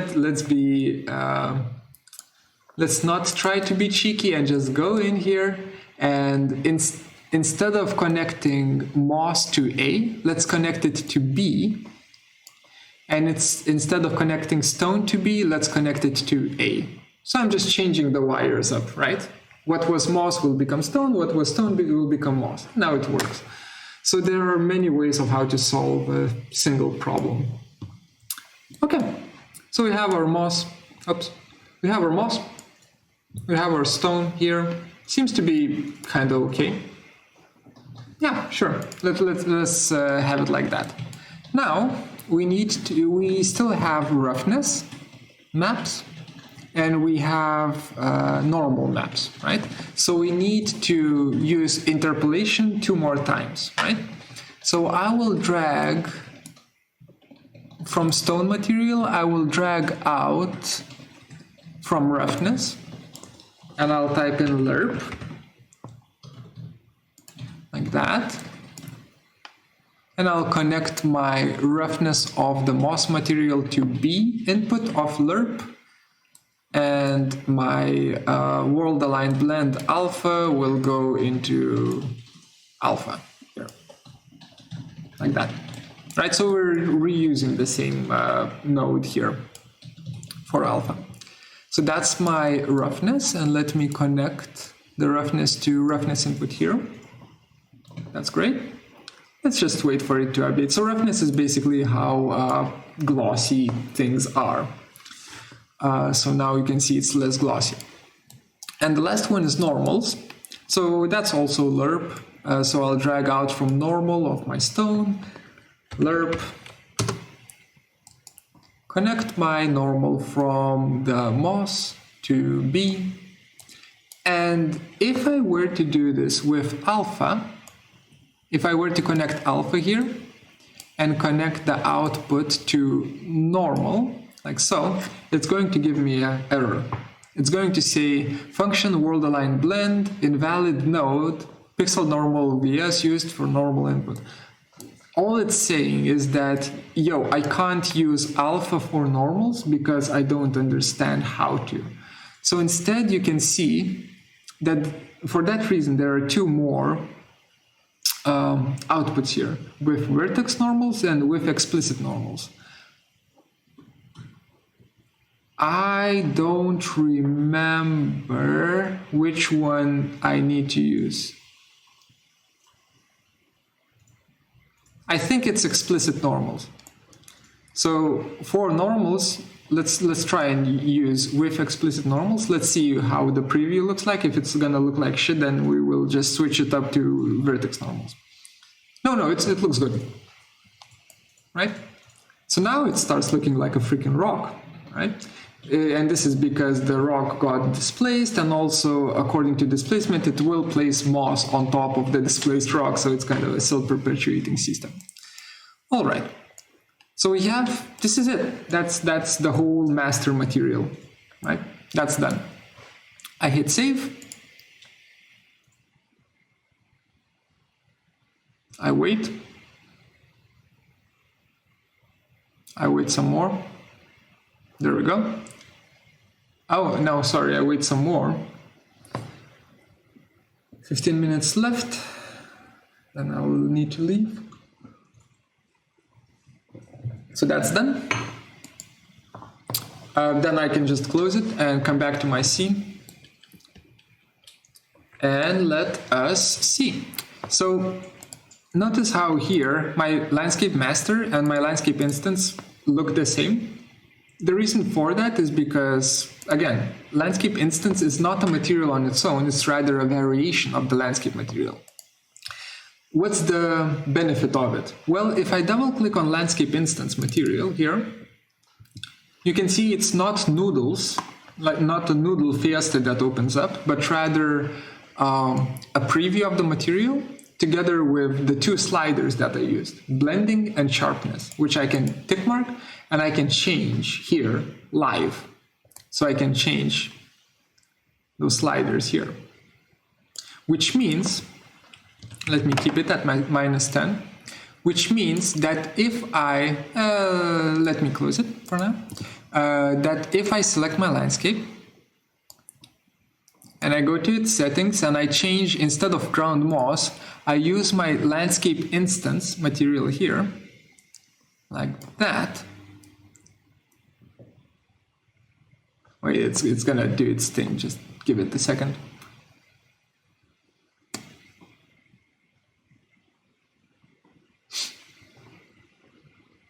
This is how many are left, by the way, to calculate. Recording is... It doesn't like me recording, come on, please. Should I just pause the recording? Wait, I will pause the recording. So, and I'll start the recording again. Okay, good. So it calculated, and as you can see, kind of works, right? Blends in quite nicely. Looks fine. Nothing special, nothing super great, but it is a nice automated procedure, right? That just works. What if you want more stone then? Well, you can double click on material landscape instance. Let's just make it smaller, like that. And you can just change the blending, to -20, for instance, or 21, no, -14, -7, -12. It's all live, right?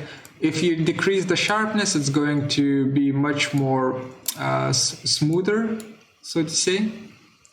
If you increase the sharpness, it's going to be much more hard edge, right?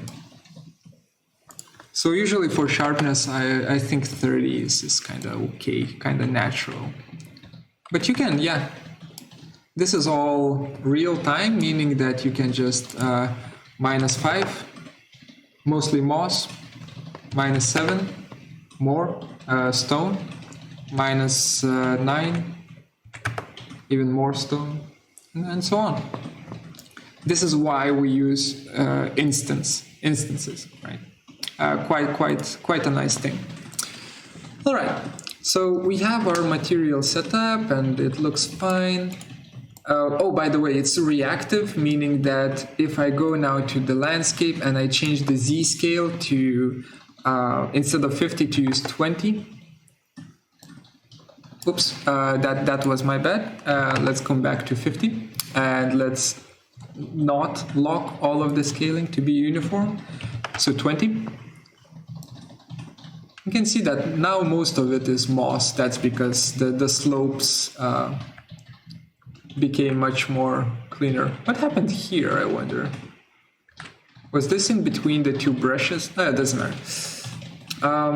So that is how you work with materials. Okay. You will not need to create your own materials in the coming weeks. That's unnecessary completely. All you care about is form and light, mostly. So don't bother, kind of playing around with materials too much. Work with form more. I can show you a few more things because we have 10 minutes left. So I will show you a few more things that I find quite nice and quite cool. So one thing is you don't want to calculate the light for all of this scene. Well, you don't want to calculate precise light for all of this scene.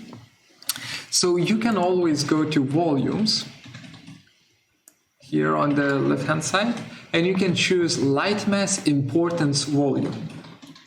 So this is basically an importance volume where you say that the light, calculating the light is most important. Light mass importance volume, drag and drop it in. It's basically going to be a box, which for some reason got dropped in there. That's fine.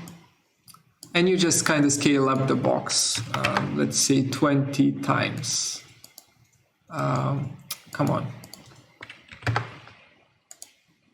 Close that, 20, there we go. And just kind of, I'll just place my whole building inside of the box. That's it, nothing special, but the quality of lighting is going to be better inside of that box. Then there is a bunch of these volumes that you can work with. Post-process volume is maybe the most, the coolest one. Well, maybe pain-causing volume is the coolest one, but let's not use that. Let's use post-processing volume. So this one, I will do the exact same thing. Drag and drop it in. Again, snaps to a weird place for some reason. Let me center it out. Let me increase its size. Just scale it up to 20. Yeah, so this guy is my post-process volume. And here, for instance, let me first be outside of it, just to show you.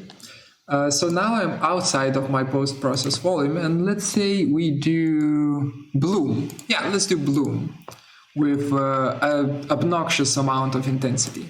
So now I've just selected it. I went to its properties and I turned on the tick mark for bloom method and for intensity. And now if I go, like, as I'm flying around here, nothing changes. If I go inside of that volume, boom, immediately bloom happens. Oh, we can do even more. Let's do 10. Insane amount of bloom. I leave the box, no bloom. I enter blocks, romance novel. I leave, no romance, right? So I hate bloom, so let's not use it. Well, in this case, I hate bloom. In some cases, it's kind of cool. What else can you do with post-process volume? There's exposure control. So for instance, let's actually be here. Let's stand inside of the box, like that. So exposure control, I can turn it on and turn on the exposure compensation to be in the negatives. And you can see I'm basically just controlling brightness, right? With exposure control. So that's nice. Let's do minus 1. I think this is the scene is a little bit too bright, so I'll just do -1. Then we have chromatic aberration, which please don't play around too much with chromatic aberration. I will show you, and let's just call it a day. This is with chromatic aberration. It's basically camera distortion. When you have super sharp light hitting a very cheap camera lens, then this chromatic aberration happens. Usually you can notice it when you try to take a picture of pine trees in front of a very bright sky. Then around the pine trees you see these kind of cyan and magenta colors. We don't need chromatic aberration here. You have dirt mask, that's whatever. You have camera controls, that's whatever. Lens flares, well, you know what the lens flare is. It's this guy here, right? So you can have lens flares if you want to.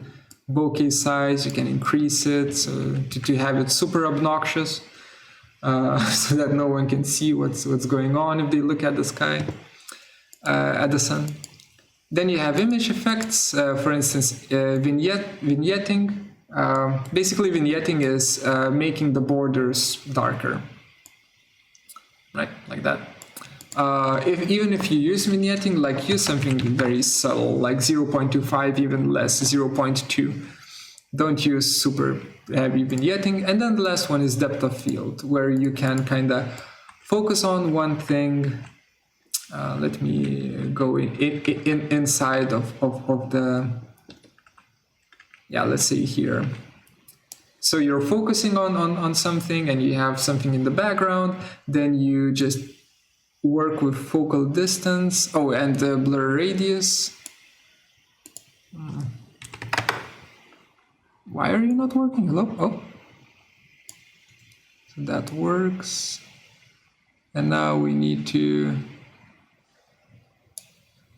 This is so annoying. A meter. No? 2 meters. No. 3 meters. Yeah, I will stop playing with this in just a second. Yeah, there's a little bit of this effect going on. So you can kind of, once you figure out how to use it, you can kind of use it. So that's depth of field. It's basically camera blurring. And then you have the whole thing, the whole shebang with color grading, you know, for your stylistic approaches. So you can change the temperature to be super warm or super cold. Let's go for a little bit, 5,700. Okay, 5,700 apparently is cold. How does this? Okay, sure, 10,000 I guess is a warm color. Let's go for 8,000, not to overkill it.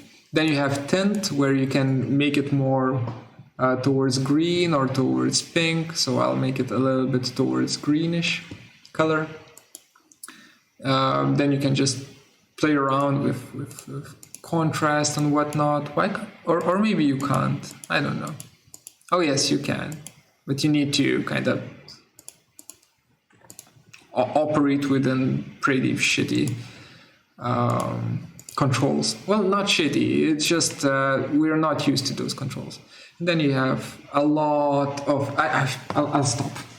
I'll stop. There's a lot, okay? There just consider that there's a lot. And then notice how if we move out, we're back to normal. You know, we move in, suddenly dark green flary mess of a, you know, of a game that we have here. And let's jump in like that. So that's those are the two volumes that I quite like using.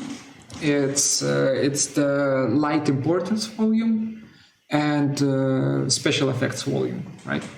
And it only happens within those special effects. Only happens within those volumes. In terms of the character itself, this is some Breaking Bad cinematography right here. Breaking Bad vibes. In terms of character itself, you can select the character in the content browser, in the world outliner. You select the character and you can, for instance, go to jump.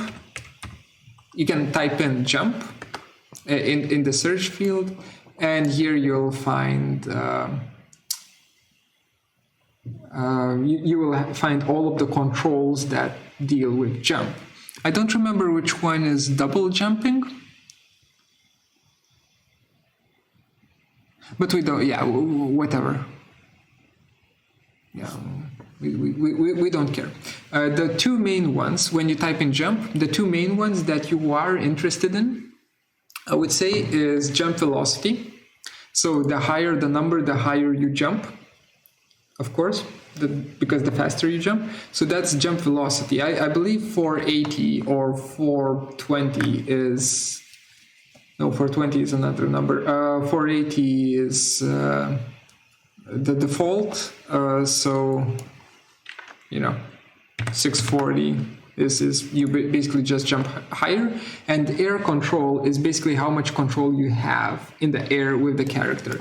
If I were to say air control 0.05, which is the default, and I press play, and I jump away, I couldn't steer the character to kind of fall onto the platform. But now if I, let me find the character again. If I select the character and I say that air control is actually 0.25, so 5 times more than it was before, and I press play, and jump, now I can steer the character as he's falling. Quite easier. So it's, come on, jump higher. So it's easier for me to steer the character. There's also like running speed and so on. All of those settings are within the character. I can try to change one thing and we will see if that will work, and this is going to be the last thing that I do.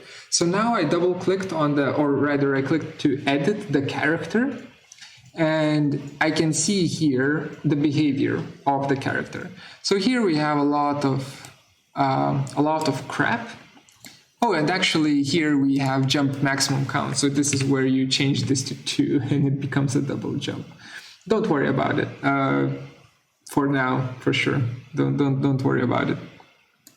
But it's basically how high the character is, and when it crouches, how low does it get, and so on. It also has this construction script here, which is, it basically uses gun and mesh.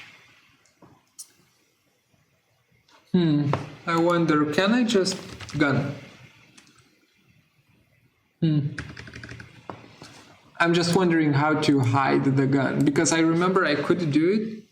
It's basically this thing right here.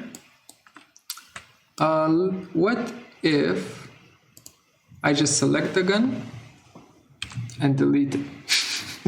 I mean, how bad can it be? So when you change anything within a blueprint, so this is a blueprint. It basically has a form, it has event graphs and so on. When you change something, you need to compile it. So it will check for, okay, so it just broke. When you compile it, it checks for errors and it says whether or not you made a mistake. So if you just delete the gun, it says that you have made a mistake. So let's not do that. Let me just close that, and let's just say that I didn't do anything with the character, and we'll come back to him in a bit next week. That's it. That's it for the overview and the tutorial here. A lot of stylistic flexibility. Like this is just just pure basics of how much stylistic flexibility you can have. There's a lot of flexibility in terms of materials, in terms of form, and in terms of collisions. You don't need to build the lights now. All you need to do is just investigate, play. Play in Rhino, play in Unreal Engine. If you can, if you have the ability to do so, and we will pick up from here next week.